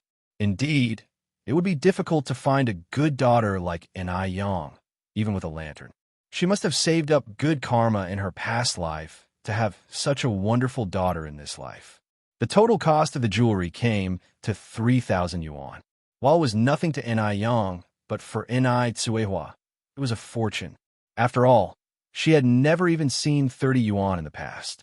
Once they finished their shopping, the mother and daughter, carrying their purchases, headed in the direction of the noodle restaurant. Although it was already afternoon, the streets were still crowded with people, old and young, all crammed together. They rarely set foot outside, even once a year, only taking the chance to explore during the holidays. Curiosity was irresistible. A small girl stood in the middle of the road, staring blankly at a candied hawthorn vendor, oblivious to the honking horn. A car was about to run into the little girl. A figure darted over, scooping her up and rolling out of the way at lightning speed. Screech! The sound of emergency brakes being activated echoed, missing the little girl by a whisker. If that person had moved even slightly slower, the consequences would be unimaginable. Wah! The little girl immediately burst into tears out of fright. Yang stood up holding the little girl, dusting off her clothes, and gently comforting her. "It's okay now, it's okay." Catching sight of Yang from the back seat of the car, a clear view of her profile can be seen. It's the same girl again. A hint of a smile surfaced in the man sitting in the back seat. He stopped the driver from getting out of the car. "I'll go myself." "Chairman." The driver was taken aback. The man was already getting out of the car. "I'm sorry, are you two all right?" The man walked over to Yang. "I'm fine." Yang shook her head. "The little girl might be a bit frightened, though." The man continued, "Young lady, we really should thank you. If it weren't for you, we might be facing a lawsuit. My name is Shangwan Su. Here's my business card." If he hadn't witnessed it himself, he wouldn't have believed that a young girl could have shown such courage in the face of danger. In such situations, many people wouldn't risk themselves to save a child, even if they are sure they could. Everyone values their own life. Yang took the card. Her tone was light. "Please drive more carefully in the future. It's already the end of the year, and nobody wants accidents." Turning her attention to the still sobbing little girl, she spoke softly. "Little girl, you can't stand in the middle of the road lost in thought, okay? It was very dangerous today. Remember, you only have one life." At her words, Shangwan Su was slightly taken aback. He had expected Yang to solely blame him and push all the responsibility onto him, since he was the one who started this. Surprisingly, Yang was teaching the little girl some lessons. It seemed she was not as he had imagined. Moreover, she didn't react particularly when she saw the business card. She was so calm, not like a young girl, but more like someone who had seen the world. The little girl was terrified, covering her eyes and sobbing softly. Yang continued, "Stop crying now. How about I buy you a candied hawthorn stick? Would you like that?" Upon hearing the words candied hawthorn, the little girl instantly stopped crying, removing her hands from her eyes. "Really?" Yang nodded. "Of course it's true, but you have to promise me not to daydream in the middle of the road." "Okay, big sister, I promise you." The little girl blinked her eyes and then said, "Wow, big sister, you are so pretty." Yang smiled gently, leading the little girl over to buy 2 sticks of candied hawthorn. With a candied hawthorn stick in hand, The little girl had a satisfied smile on her face. Shangwan Su followed over. And Ai Yang raised an eyebrow slightly. Is there something else, Mr. Shangwan?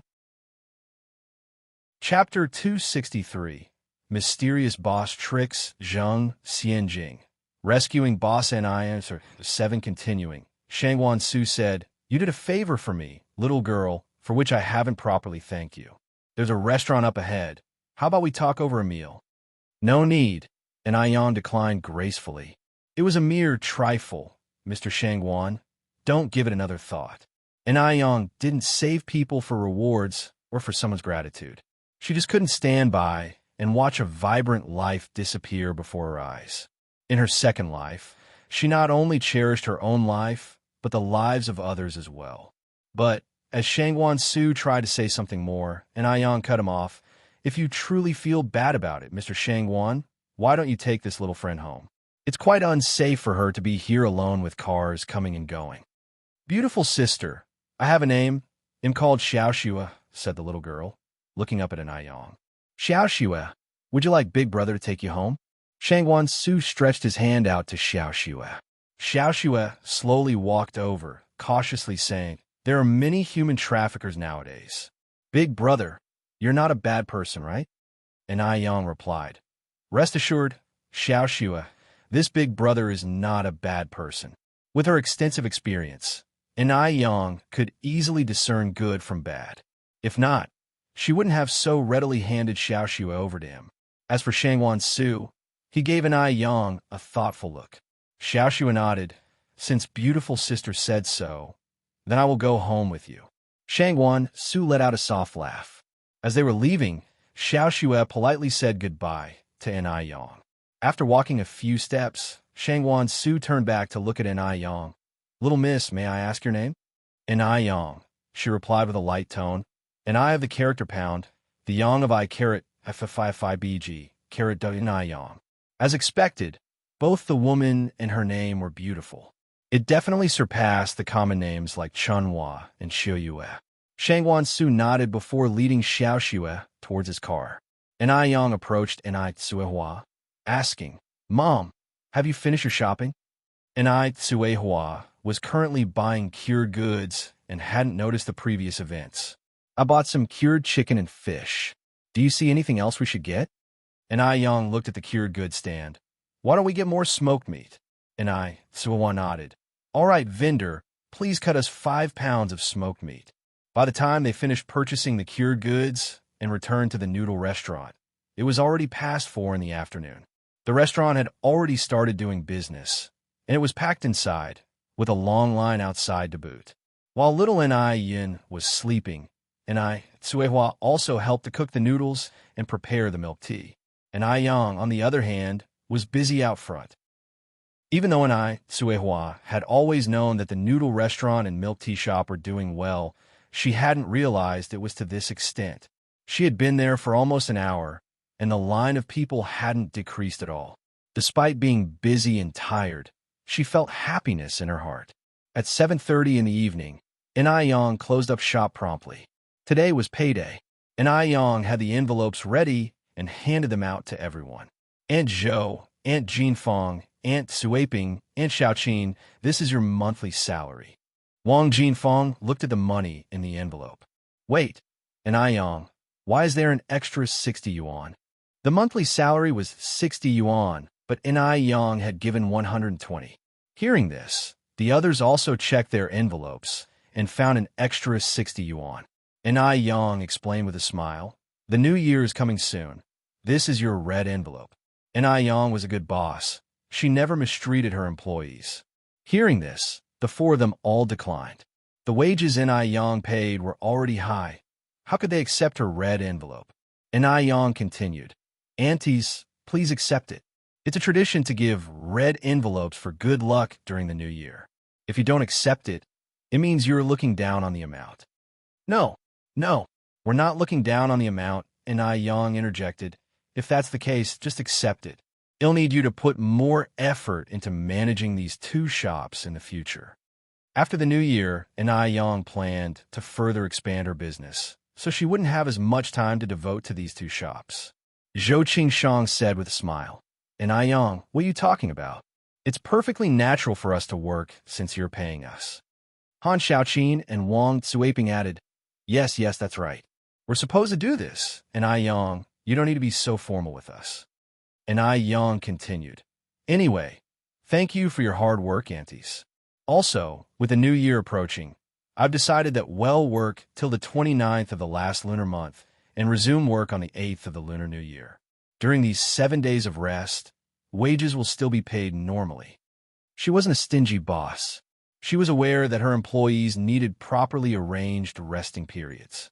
Moreover, the New Year held great significance for Chinese people. If they had to work even during the New Year, she would be an awful boss. She wasn't chasing after endless money and didn't care about a few days. Hearing this, the four of them were stunned. They didn't expect Aiyang not only to give them red packets, but also to give them a New Year break. Aiyang, Wang Jinfang said, Actually, you don't have to give us so many days off. Your business is so good, it would be a pity to close for so many days. The other three nodded. With the high salary Aiyang gave, even if they didn't get a single day off, none of them would have any complaints. The two shops could earn 2,000 to 3,000 yuan a day. After 7 or 8 days of rest, that could amount to tens of thousands of yuan. And Aiyang explained with a smile, That's all right. Actually, during the New Year period, most people will be busy with their own affairs, and there won't be many who will be dining out. Besides, you've been working hard for so long. It's time you took a break. Also, after the New Year, I plan to hire a few more people from our village to help out and implement a rotation system for rest days, where everyone can have a day off every week. Chapter 264, Principle-Based Boss and I, targeting Li Xiangxian's Zheng Jinji, one should be content and not be greedy. Hearing this, all four of them refused. We don't need a break, Yang. We're not tired at all. Indeed, this job is much more relaxed than working in the fields. I've gained quite a bit of weight since I started working here. Me too, I've put on weight. Working at the noodle restaurant only requires washing dishes and cooking noodles, without need to endure scorching sun or drenching rain. They had not only gained weight, but also their skin had become much fairer. Previously, when working at home all year round, doing dirty and tiring farming work, they barely made any money. In a single month working at Aiyang's, they earned as much as they did in a whole year at home. The four of them were genuinely grateful to Aiyang. Aiyang said with a smile, How can you not rest? Work and relaxation should go hand in hand. Let's follow this plan next year. Yang, we really don't need to rest. Yes, we really don't need to rest. Still, the four of them insisted on refusing. Aiyang continued, Ladies, there's no need for you to refuse. You're not made of iron. How can you not rest? Plus, you all have elderlies and little ones at home. Use the break time to take care of your family. Hearing this, the four of them didn't know what to say. Aiyang not only offered them the best treatment, gave them red envelopes and year-end holiday during Chinese New Year, but now she was also giving them 4 days off a month. They must work hard and not let Aiyang down. After taking care of this matter, Aiyang started to lock the door and leave. There were quite a lot of New Year goods purchased today, and the back seat couldn't fit anyone, so Suwa took the tram home with her child. At around 7 o'clock in the evening, the night temperature was very low, all the passengers on the tram were bundled up tightly, and a thick layer of ice had formed on the steps of the tram. Suwa, holding her child, didn't notice it, and her foot stepped on the ice surface, causing her and her child to lurch forward due to the sudden force. As she was about to fall to the ground, someone caught her just in the nick of time. Comrade, are you okay? A thick, kind voice sounded above Huihua's head. Suihua was so scared that her heart raced. Looking up, she saw a man about 30 to 40 years old, with a square face, tall and thin figure, a typical intellectual, wearing a pair of black-rimmed glasses and emanating an elegant demeanor. They were standing a bit too close, and Suihua didn't want to cause any misunderstanding. She hurriedly took a step back while holding her child, repeatedly bowing in gratitude. I'm fine. Thank you. If it hadn't been for this middle-aged man acting swiftly, the consequences would have been unimaginable. And Suehua felt a chill run down her spine. The middle-aged man casually adjusted his glasses. It was the least I could do. You don't need to be so polite. Is the child okay? Little Yin seemed to understand the middle-aged man's words. He didn't look scared at all, and even looked up and smiled at him, babbling as if he wanted to talk. The 6-month-old baby was plump and fair, with clear and bright eyes, a clean face without a trace of dribble or snot, looking as lovely as the babies in New Year paintings. In this era, families usually had 5 or 6 or even more children, and there was no time for parents to take care of them since they were busy working. Therefore, elder children were usually the ones taking care of the younger ones. It was rare to see anyone take such good care of their child. The middle-aged man couldn't help but take another look at little Yun, then finally looked closely at Suehua. No wonder she could raise such a lovely child. She was no ordinary person. Talking with a strange man for the first time, Suehua was a bit apprehensive. My child is fine too, thanks to you just now. The middle-aged man continued. The roads are slippery in the snow. You should be careful when carrying a child. You're right. And Suehua nodded nervously. Without saying much else, the middle-aged man returned to his seat and continued reading the newspaper. And Suehua also found an empty seat and sat down. The tram slowly started moving. Along the way, people kept getting on and off the tram. When Suehua looked up again, the middle-aged man who had helped her was no longer on the tram. Such a kind man he was. And Suehua thought. Outside the tram, a black bicycle slowly passed by. Chapter 265.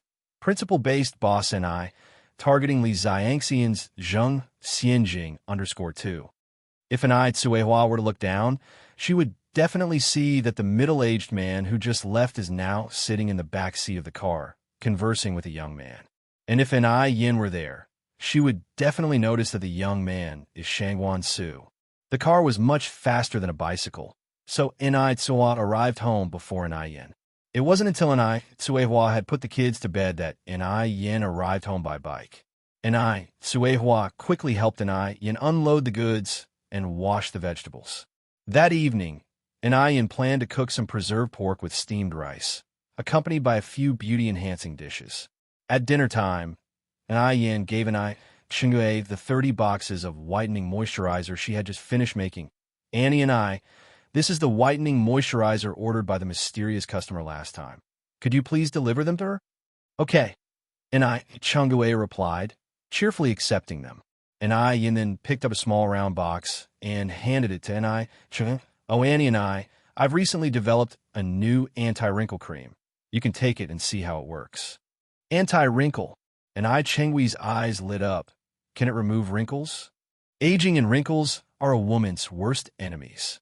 Hearing about an anti-wrinkle cream, how could Chingue not be excited? Yin nodded, yes. Chingue laughed. Yang, you are amazing. She was truly lucky to have met Yin on the train. Yin smiled faintly. Auntie and don't rush to praise me yet. We still don't know if it's effective. This anti-wrinkle cream was also something Yin had just developed. The products she newly develops are not immediately sold, but are first given to the people around her, to Lin Pingping, to Wang Meifeng. Now that the brand Skin as Ice and Jade is well established, they don't know how many people envy Chingue, Wang Meifeng, and Lin Pingping for getting to use the products that others can't buy. This is also a way of winning hearts. After all, Yin is a businesswoman. She never makes unprofitable investments. Chingue said, Yang, can anything you research ever be bad? Annie guarantees this anti-wrinkle cream will certainly be good. It will be another bestseller. Yin laughed. Then I hope your good words come true. The next day, Chingue brought the 30 boxes of whitening moisturizer to the company, handed them to her colleagues, and blurted out, Xiaolan, who the heck is this person who ordered 30 boxes of whitening moisturizer from you? They are really wealthy, aren't they? Although it had been many days since the incident, Chingue still couldn't help her surprise. One should know that's 24,000 yuan. Jialan said, I'm not exactly sure who she is either. All I know is that she's my daughter's classmate. One heard her family is very wealthy. She has a boyfriend who is a high-ranking leader. She lives in a mansion, and 20,000 yuan to her is like 2 yuan to us. In the eyes of ordinary people, 20,000 yuan is a huge amount of money, but to the rich, 20,000 yuan is simply insignificant. Oh, one and I, Cheng nodded, sighing, it is good to be rich. Zhao Lan continued, by the way, has Skin as Ice and Jade come out with any new products recently? Loving beauty is every woman's nature. Skin as Ice and Jade has great effects, so everyone is looking forward to new products every day. Now, new products hardly need any promotion. As soon as they're released, they're immediately sold out. And I, Changgue, gave a mysterious smile. You guess. Seeing her like this, Zhao Lan could already guess, lowered her voice, and said, What product is it? Let me know. One promise I won't tell anyone else. And I, Changgue, whispered, This time it's an anti-wrinkle cream. It should be available for purchase in a few days. But I estimate the price is likely to be around the same as the whitening moisturizer. Upon hearing it was an anti-wrinkle cream, Zhao Lan's eyes immediately lit up. She quickly responded, I don't mind the price as long as it works. Look at these crow's feet of mine. They are unbearable to look at. Changgue, we have such a good relationship. You must save a box for me.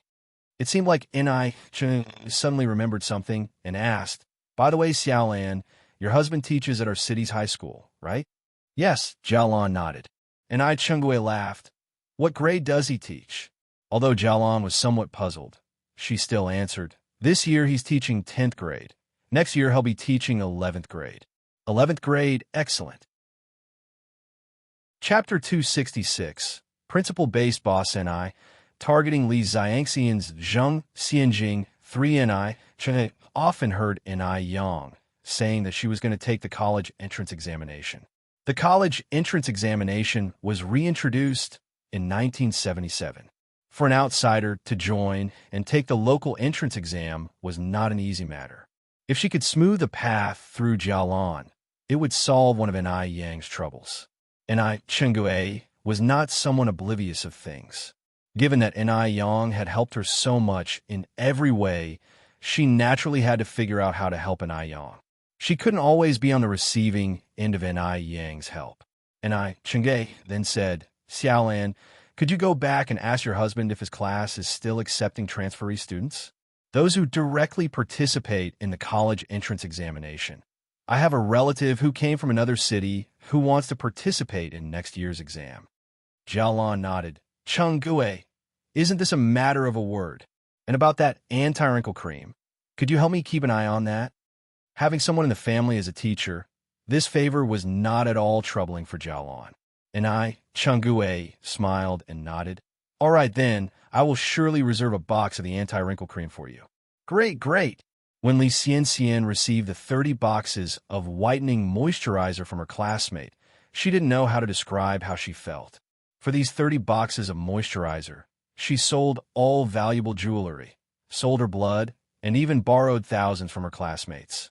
Now asking her to give these away, she was somewhat reluctant. Despite her reluctance, Li Xianxian still agreed with these young ladies and delivered the whitening moisturizers. Wow, Xianxian, you are amazing. You managed to order so much whitening moisturizer. Xianxian, thank you so much. Thank you. Li Xianxian was surrounded by everyone. Her face was filled with a dignified smile. There's no need to thank me. I've had a bit of dealings with the boss of Ice Skin Jade Skin. This isn't a big deal. Where people are, there will be gossip. And these daughters of wealthy families were no exceptions. Xianxian, how did you know the boss of Ice Skin Jade Skin? Li Xianxian said, It was just a casual encounter. Is the boss of Ice Skin Jade Skin a man or a woman? Li Xianxian smiled. I'm keeping that a secret. Seeing her like this, they'd already figured out the answer. Oh, I see. The boss of Ice Skin Jade Skin must be a man, right? Does he like you? I think he surely likes Xianxian. Otherwise, he would not have gone as far as giving 30 boxes of whitening moisturizer. Ah, it's infuriating to compare people. We can't even buy one box, and Xian casually gets 30. Yes, yes, yes. Everyone echoed. He surely likes Xian. Li Xian, covering her face, embarrassingly said, "Don't rant about it. I already have someone I like." Her words were an affirmation in a way. The crowd looked on with envy. Was Li Xiangxian's romantic fortune not too good? First there was Mo Baichuan, the eldest grandson of the Mo family, and then the boss of Ice Skin Jade Skin. The men she met were all outstanding. Why didn't they have such luck? Xian, what's the name of the boss of Ice Skin Jade Skin? Is he handsome? Is he as handsome as the cream of the crop on TV? Facing everyone's gossiping, Li Xian softly said, "Is a very low-key person. I should not be saying too much."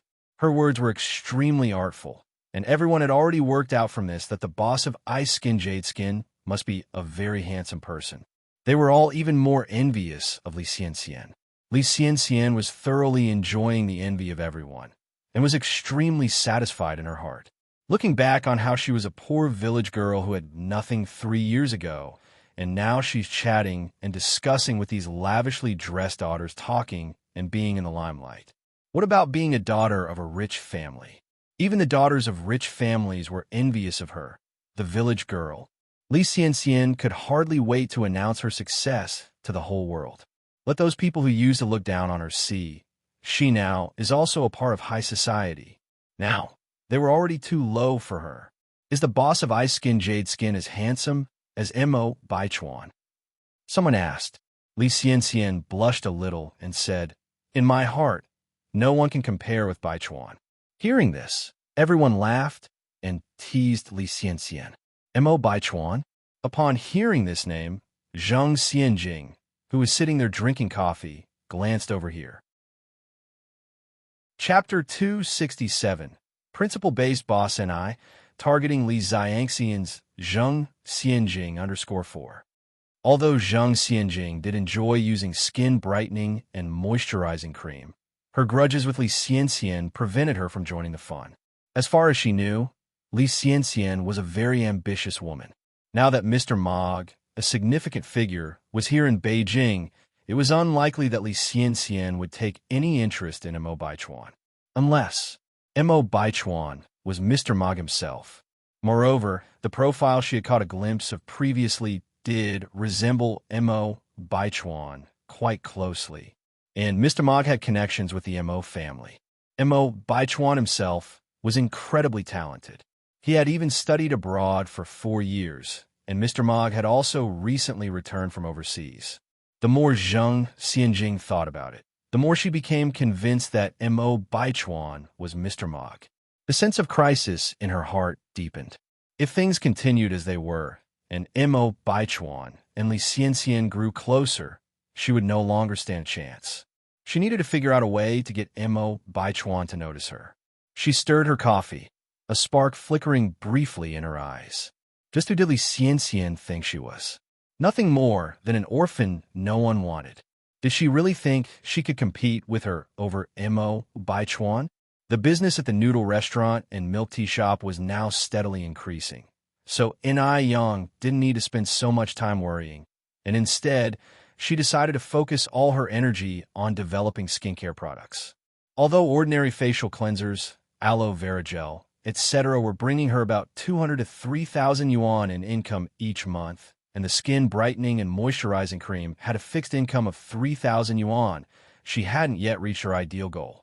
She wanted to expand her skincare business, transition to brick-and-mortar stores, open branches, and eventually operate on a national and then global chain level. Yang mulled over the skincare product line, even as she busied herself in the milk tea shop. She remembered a high-end department store at Beijing city center. Despite countless trials and tribulations, it remained prosperous even in later years. If she could set up her skincare company's flagship store in that mall, it would elevate its status. Always the woman of action, Yang decided to use her lunch break to visit the department store. The mall was decorated in a European style, and a large poster hung on its exterior. The poster was not overly fancy. At the top, it simply read, "News Bulletin" in traditional Chinese characters. Advertisements were only featured below the news bulletin. Even the font used was simple and straightforward, unlike the artistic typefaces common in later years. Yang looked over the square, then glanced at the surrounding residential community, making a mental note to buy more properties around this area in the future. If her memory served her correctly, by future years, the property prices here would have soared to 7 figures per square meter, and that's starting with a 2. Of course, she planned to buy properties in both Beijing and Shanghai, as well as other first-tier cities. After all, who would complain about having too much money? Withdrawing her gaze, Yang headed inside the mall. After browsing the skincare counters on the first floor, she noticed that the saleswomen were not particularly enthusiastic. They were indifferent to customers, answered reluctantly when questioned, and never proactively recommended products. They didn't even bother to put on a friendly face. It would be truly surprising if they could sell anything with that attitude. Yang frowned discreetly. She had to remember to avoid this pitfall and not follow the trend. After making a few inquiries, Yang finally reached the mall management's office, which was responsible for renting out stalls. The person in charge of the mall was a slightly overweight, middle-aged woman named Zhou Hua, who was 40. Simply glancing at Yang, Zhou Hua responded with indifference. There will be no stalls available for rent before the Chinese New Year. At that time, all the stalls in the mall were managed by Chinese companies, so everyone involved in their management, regardless of their position, were considered leaders. At least 70 to 80 people came to rent a stall each day, and with the ready availability of stalls, there was no fear of them going vacant, which somewhat provoked their arrogance. They also looked down upon individual stallholders. An individual stallholder wishing to sell products here had to appeal to them. But who could blame them? At this time, individual stallholders' profession was deemed the least promising. Yang didn't take offense at Zhou Hua's attitude. After all, she was currently on the begging end of the deal. Will there be stalls available after the Chinese New Year? Ask about the availability after the Chinese New Year. Once it's actually the Chinese New Year, Zhou Hua responded impatiently. Okay, thank you, Yang replied, unfazed by Zhou Hua's impatience. She set a box on the counter. I understand that your mall only accepts high-quality products. That's why I've brought a set of skincare product samples for you today. Please try them. I believe their quality will not disappoint. They'll come back after the Chinese New Year. Chapter 268, Principle-Based Boss and I, targeting Li Xiangxian's Zheng Xianjing _5. Yang is a person who understands the art of living. She knows what to do at what time. When it's time to be humble, she knows better than to act defiantly. Yang's over 20 years of business experience from her previous life didn't go to waste. Zhou Hua had not yet realized what was happening, and Yang had already turned around to leave. Zhou Hua glanced at the light green box. 4 characters were reflected on the box: ice skin and jade complexion. Zhou Hua took the box to her office and casually threw it next to the trash bin. They received countless gifts like this every day. If they were to accept each one, how many vendors would they have to admit into the mall each year? Not everyone is qualified to sell in the mall, especially the young girl who came today. She is so beautiful. She must be unstable. What good product could she possibly produce? People like this are even less qualified to be in the mall. Zhou Hua's comment about waiting until after the new year was just a veiled form of rejection. Just before closing time, an incredulous scream suddenly echoed in the office. Alt, who threw away this trash? Min, what's the matter? Zhou Hua walked over. Wu Min pointed to the green box by the trash bin and said, Who? Who threw the ice skin and jade complexion in the trash? Zhou Hua asked in confusion. I did. Is there a problem? Wu Min said incredulously. Zhou Hua, how could you throw such a good product in the trash? Do you know how many people want to buy a set of ice skin and jade complexion but can't? Zhou Hua was taken aback, somewhat unable to understand what Wu Min was talking about. Wu Min quickly picked up the ice skin and jade complexion box from the trash. Zhou Hua, do you still want this ice skin and jade complexion? If you don't want it, I'm taking it. Ice skin and jade complexion? A few young colleagues crowded around when they heard this. Where is the ice skin and jade complexion? Oh my god, it's the Ice Skin and Jade Complexion gift box. Wu Min, you're amazing. You actually got the Ice Skin and Jade Complexion gift box. Hurry up and see if there's whitening moisturizer and their new wrinkle cream inside. I wanted to buy it for a long time. I couldn't get it.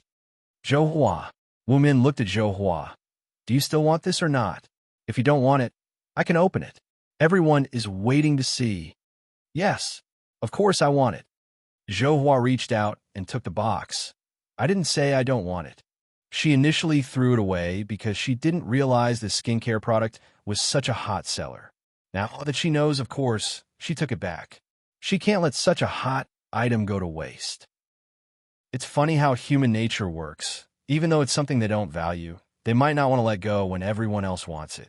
Wu Min didn't mind, continuing to say, Zhou Hua, how could you throw in the trash just now? That's such a waste. Zhou Hua laughed. I may have made a mistake earlier. By the way, is this Ice Skin and Jade Complexion really as good as you say it is? Zhou Hua still found it slightly unbelievable. Before Wu Min could answer, someone from his side couldn't help saying, Of course.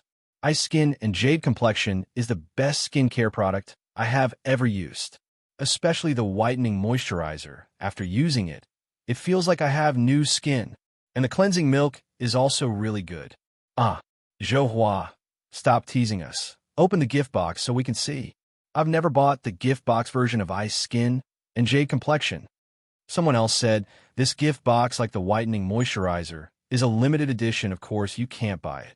I spent a long time trying to buy the whitening moisturizer last month, and this is the first time I've seen the gift box version. Under everyone's eager anticipation, Zhou Hua opened the gift box. There were 7 skincare products in total in the gift box. Zhou Hua had never used Ice Skin and Jade Complexion. She wasn't aware of how in demand it was. Her colleagues, on the other hand, were thrilled. Oh my god, there really are whitening moisturizer and wrinkle cream. How exciting. Finally, I get to see what the wrinkle cream looks like. Zhou Hua, I want to buy this whitening moisturizer. Can you sell it to me? How about 150 yuan? Wu Min picked up the box of whitening moisturizer. 150? Zhou Hua was shocked. She only made 45 yuan a month, and Wu Min was willing to pay 150 yuan for a small box of skincare. Wu Min continued, Zhou Hua, although the whitening moisturizer is hard to buy, but 150 yuan is a high price. Think about it. Its regular price is only 108 yuan. Can you sell it to me? Chapter 269, Principle-Based Boss and I, targeting Li Xiangxian's Zheng Xianjing _6. Original price, 108 yuan? Zhou Hua was stunned again. She had not expected the whitening moisturizing cream to be so expensive. Zhou, since Min wants to buy the whitening moisturizing cream, how about you sell me the anti-wrinkle cream? 1 AM willing to pay 150 yuan for it. I also want to buy. For a moment, her colleagues had a burning desire to buy the skincare products in Zhou Hua's hands. Zhou Hua also realized the value of the Ice Skin and Jade Flesh and smiled. I'm sorry, this one's for me. If you guys want to buy it, you can go get it yourselves. Zhou, if we could buy it ourselves, why will we pay a premium here? You have no idea how popular the Ice Skin and Jade Flesh are. Zhou Hua wore a smile on her face, thinking that she's really struck gold this time. Wu Min then asked, Zhou, how did you manage to buy such a gift box of Ice Skin and Jade Flesh? Do you have some connection? The other colleagues also asked one after another, all hoping to have Zhou Hua buy some on their behalf. Zhou Hua simply made up an excuse to dismiss her colleagues. After leaving the rental office, Yang didn't leave immediately, but continued to stroll around the clothing area, aiming to buy 2 sets of New Year clothes for Tsuhua and little Yen. It was very cold in Beijing, so Yang planned to buy 2 down jackets. At this time, down jackets were premium products with prices as high as 200 or 300 yuan, which ordinary people couldn't afford. Of course, the quality was also extremely good. A down jacket could be worn for more than 10 years without any issue, which far outmatches the branded down jackets of future generations. However, the designs of down jackets at this time were generally the same. Long, straight, shapeless, with a hood attached at the back and a belt tied in the middle. There was also a faint odor of duck down. Ni Yong picked a wine-colored down jacket for Ni Suehua with embroidered cuffs. Then she selected a bright red one for little Ni Yun and another bright red one for herself. Actually, Ni Yong preferred more muted colors, but it was the new year, so a more festive color was appropriate. People in this period were a bit conservative. If you wore white or light-colored clothes to someone else's house during the new year, the host might be somewhat displeased. It didn't really matter on ordinary days. After some thought, Ni Yong chose a down jacket of the same style for Ni Chungae. Having selected all the down jackets, Ni Yong took the one shed chosen for herself to the fitting room to try on. Because she was not used to wearing such bright colors, Ni Yong felt a little apprehensive. As soon as she stepped out of the fitting room, the shop assistant exclaimed, "Miss, this down jacket looks so good on you." Red is a very glamorous color. People with slightly less attractive looks might be overshadowed by the red color. But when this red down jacket was worn by Ni Yong, the red color itself seemed to dull in comparison. Red is not an easy color to pull off. It requires fair skin, distinct facial features, and a good figure. But every inch of Ni Yong was perfect. Even though it was a straight-fit down jacket, it looked uniquely appealing and flawless on her, no matter how you looked at it. Even the shop assistant, who prided herself on her superior taste, could not help exclaiming. She secretly thought to herself, "This is definitely a rich daughter." Ni Yong stood in front of the mirror with a slight smile in her eyes. She was pleased with this down jacket. Not far away, a young man was accompanying an elderly man choosing clothes. Suddenly, he glanced over and was surprised to see a familiar figure. His eyes lit up with amazement. "Wherever you go, there you are. Isn't that Ni Yong?" Shangwan Su gave a smile, speaking to the old man beside him. "Grandma, you wait here for a while. We'll be back shortly." "Go ahead." The old man kindly nodded his head. After trying on the down jacket, Ni Yong also took an interest in a light-colored cheongsam. She loved cheongsams to the point where she could not resist them. Although wearing a cheongsam in winter is quite cold, she could wear it with layers inside and add a down jacket on top to keep warm. She didn't need to try on the cheongsam. Ni Yong then said, "Plus that cheongsam, let's go pay for everything." "Okay." The cashier took all the clothes and went to the checkout with Ni Yong. "Miss, the payment for these clothes has been made by someone already." The cashier politely informed her. "Someone already paid." Chapter 270, Principle-Based Boss Ni. Targeting Li Xiangxian's Zheng Xianjing _7 Ni Yong asked doubtfully. "Excuse me, who paid for it?" "A Mr. Shangwan," the cashier replied. "Shangwan?" Ni Yong frowned slightly, and finally recalled the name Shangwan Su in her mind. Ni Yong turned to the sales associate beside her. "Could you please bring me another one of each of these clothing items?" The sales associate was taken aback at first, but then said, "Okay, please wait a moment." Soon, the sales associate came over with several identical pieces of clothing. After expressing her gratitude to the sales associate, Ni Yong continued, "Could you please calculate how much all of these items cost?" "The total is 860 yuan. Ni Yong took out money from her pocket and handed it to the cashier. Then she left with the clothes she bought. The sales associate hurriedly chased after her, shouting, Miss, you forgot to take the rest of your clothes." Ni Yong turned around and said, "Those clothes were paid for by Mr. Shangwan, so naturally they belong to Mr. Shangwan. You should ask him to come pick them up." Ni Yong certainly wouldn't accept the clothes paid for by Shangwan Su out of the blue. If she did accept his clothes, things would get complex. Ni Yong was a decisive person and did not like feeling tangled up. Moreover, she was certain that Shangwan Su was nearby, and he hadn't paid. How could he have known the price of the cheongsam, which she decided to buy on impulse? In fact, Ni Yong was right. Shangwan Su was indeed nearby, and he hadn't paid. As soon as Ni Yong turned around, he walked out of the fitting room. The young lady is quite cute and has a strong personality. Shangwan Su revealed an undisguised smile. "Mr. Shangwan, do you still want these clothes?" The cashier further asked. "I don't need them," Shangwan Su waved his hand. He didn't have any young women in his house. What was he supposed to do with all these clothes? After work, Zhou Hua brought the skincare products home.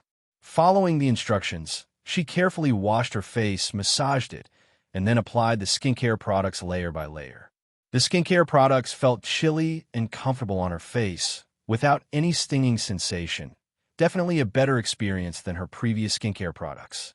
She just wondered if the results were really as good as claimed.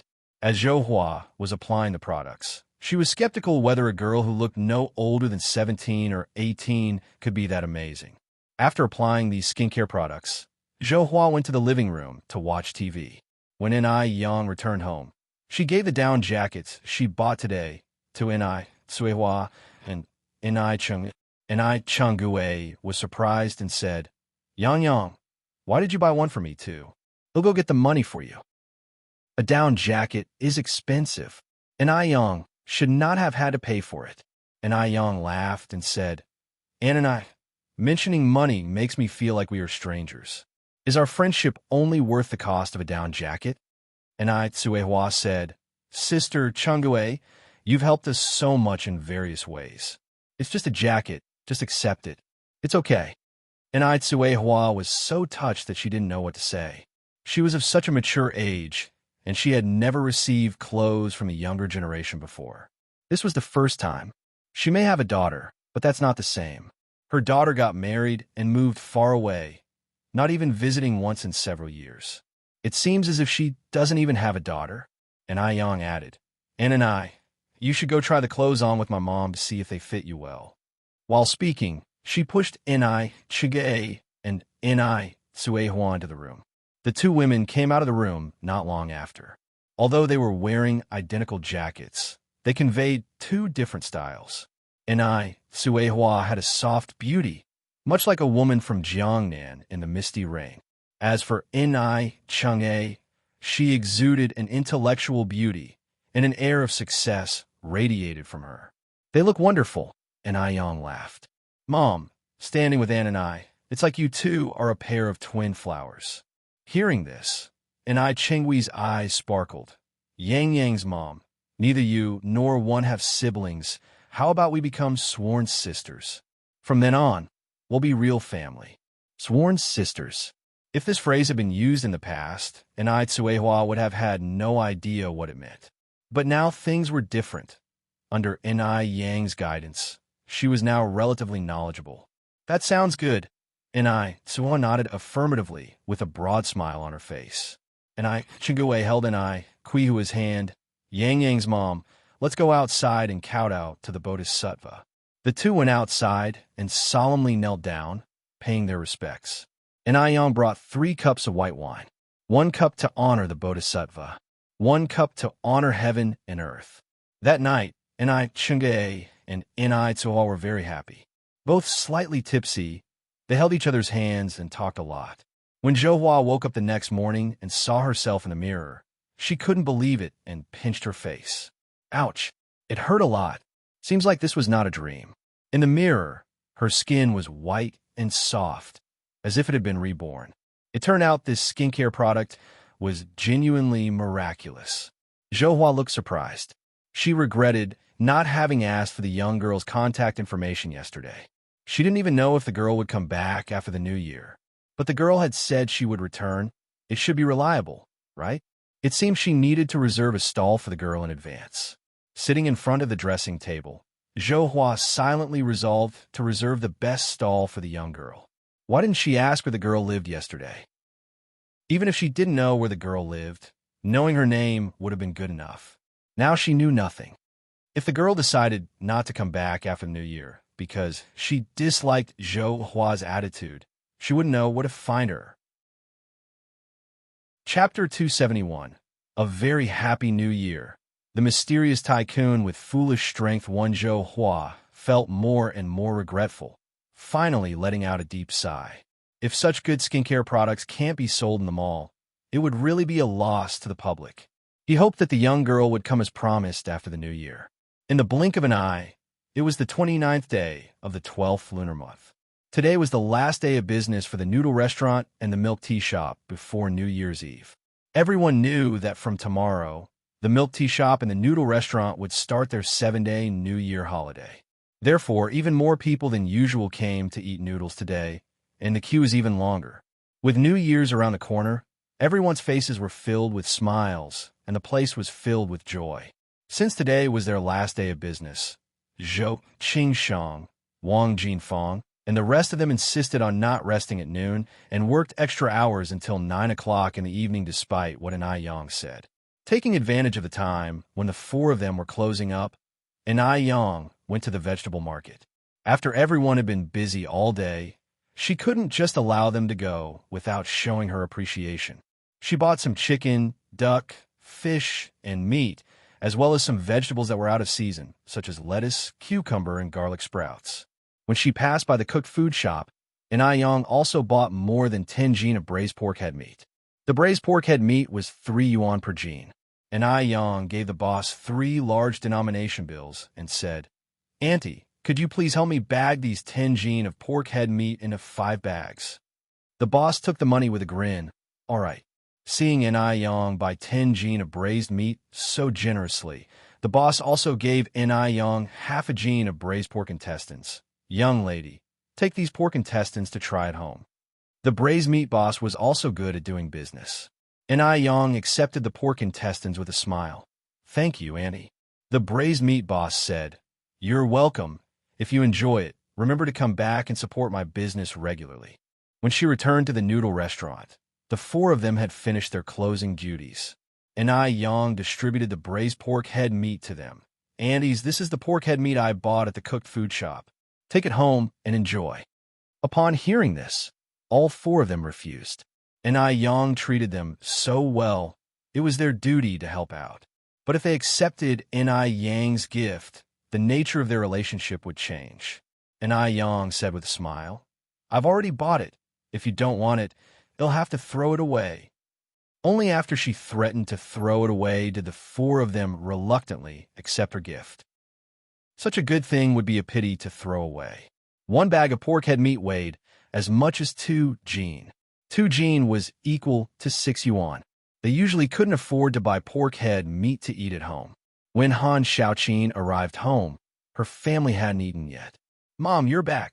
Gooden jumped up and greeted her. "Why are you home so late today?" Gooden's father came out from inside.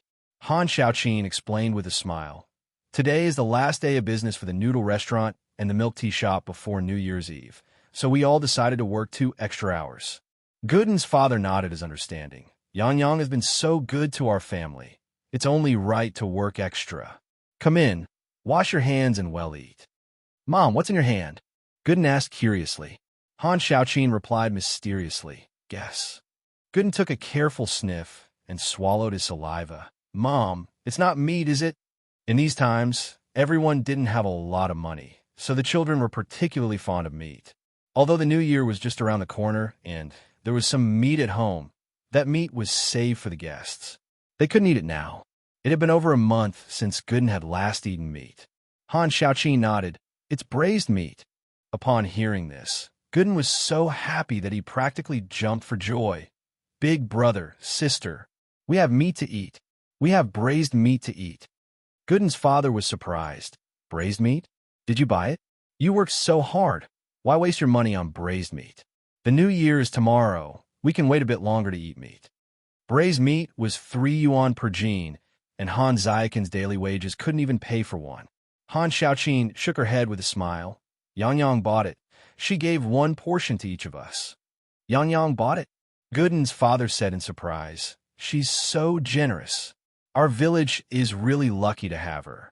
Otherwise, this year's new year would have been difficult." This year the harvest was very poor due to droughts and floods. After paying their grain taxes, the food left at home was just enough to keep them from going hungry, let alone having spare money to buy anything else. You're tuning in to the Romance Rendezvous YouTube channel. We're so grateful for your support, and don't forget to subscribe to join us on this incredible journey through captivating stories. Your generosity through donations truly makes a world of difference, as it's the primary source of revenue that allows me to expand and enhance this channel for you. Thank you from the bottom of my heart for being a part of this adventure.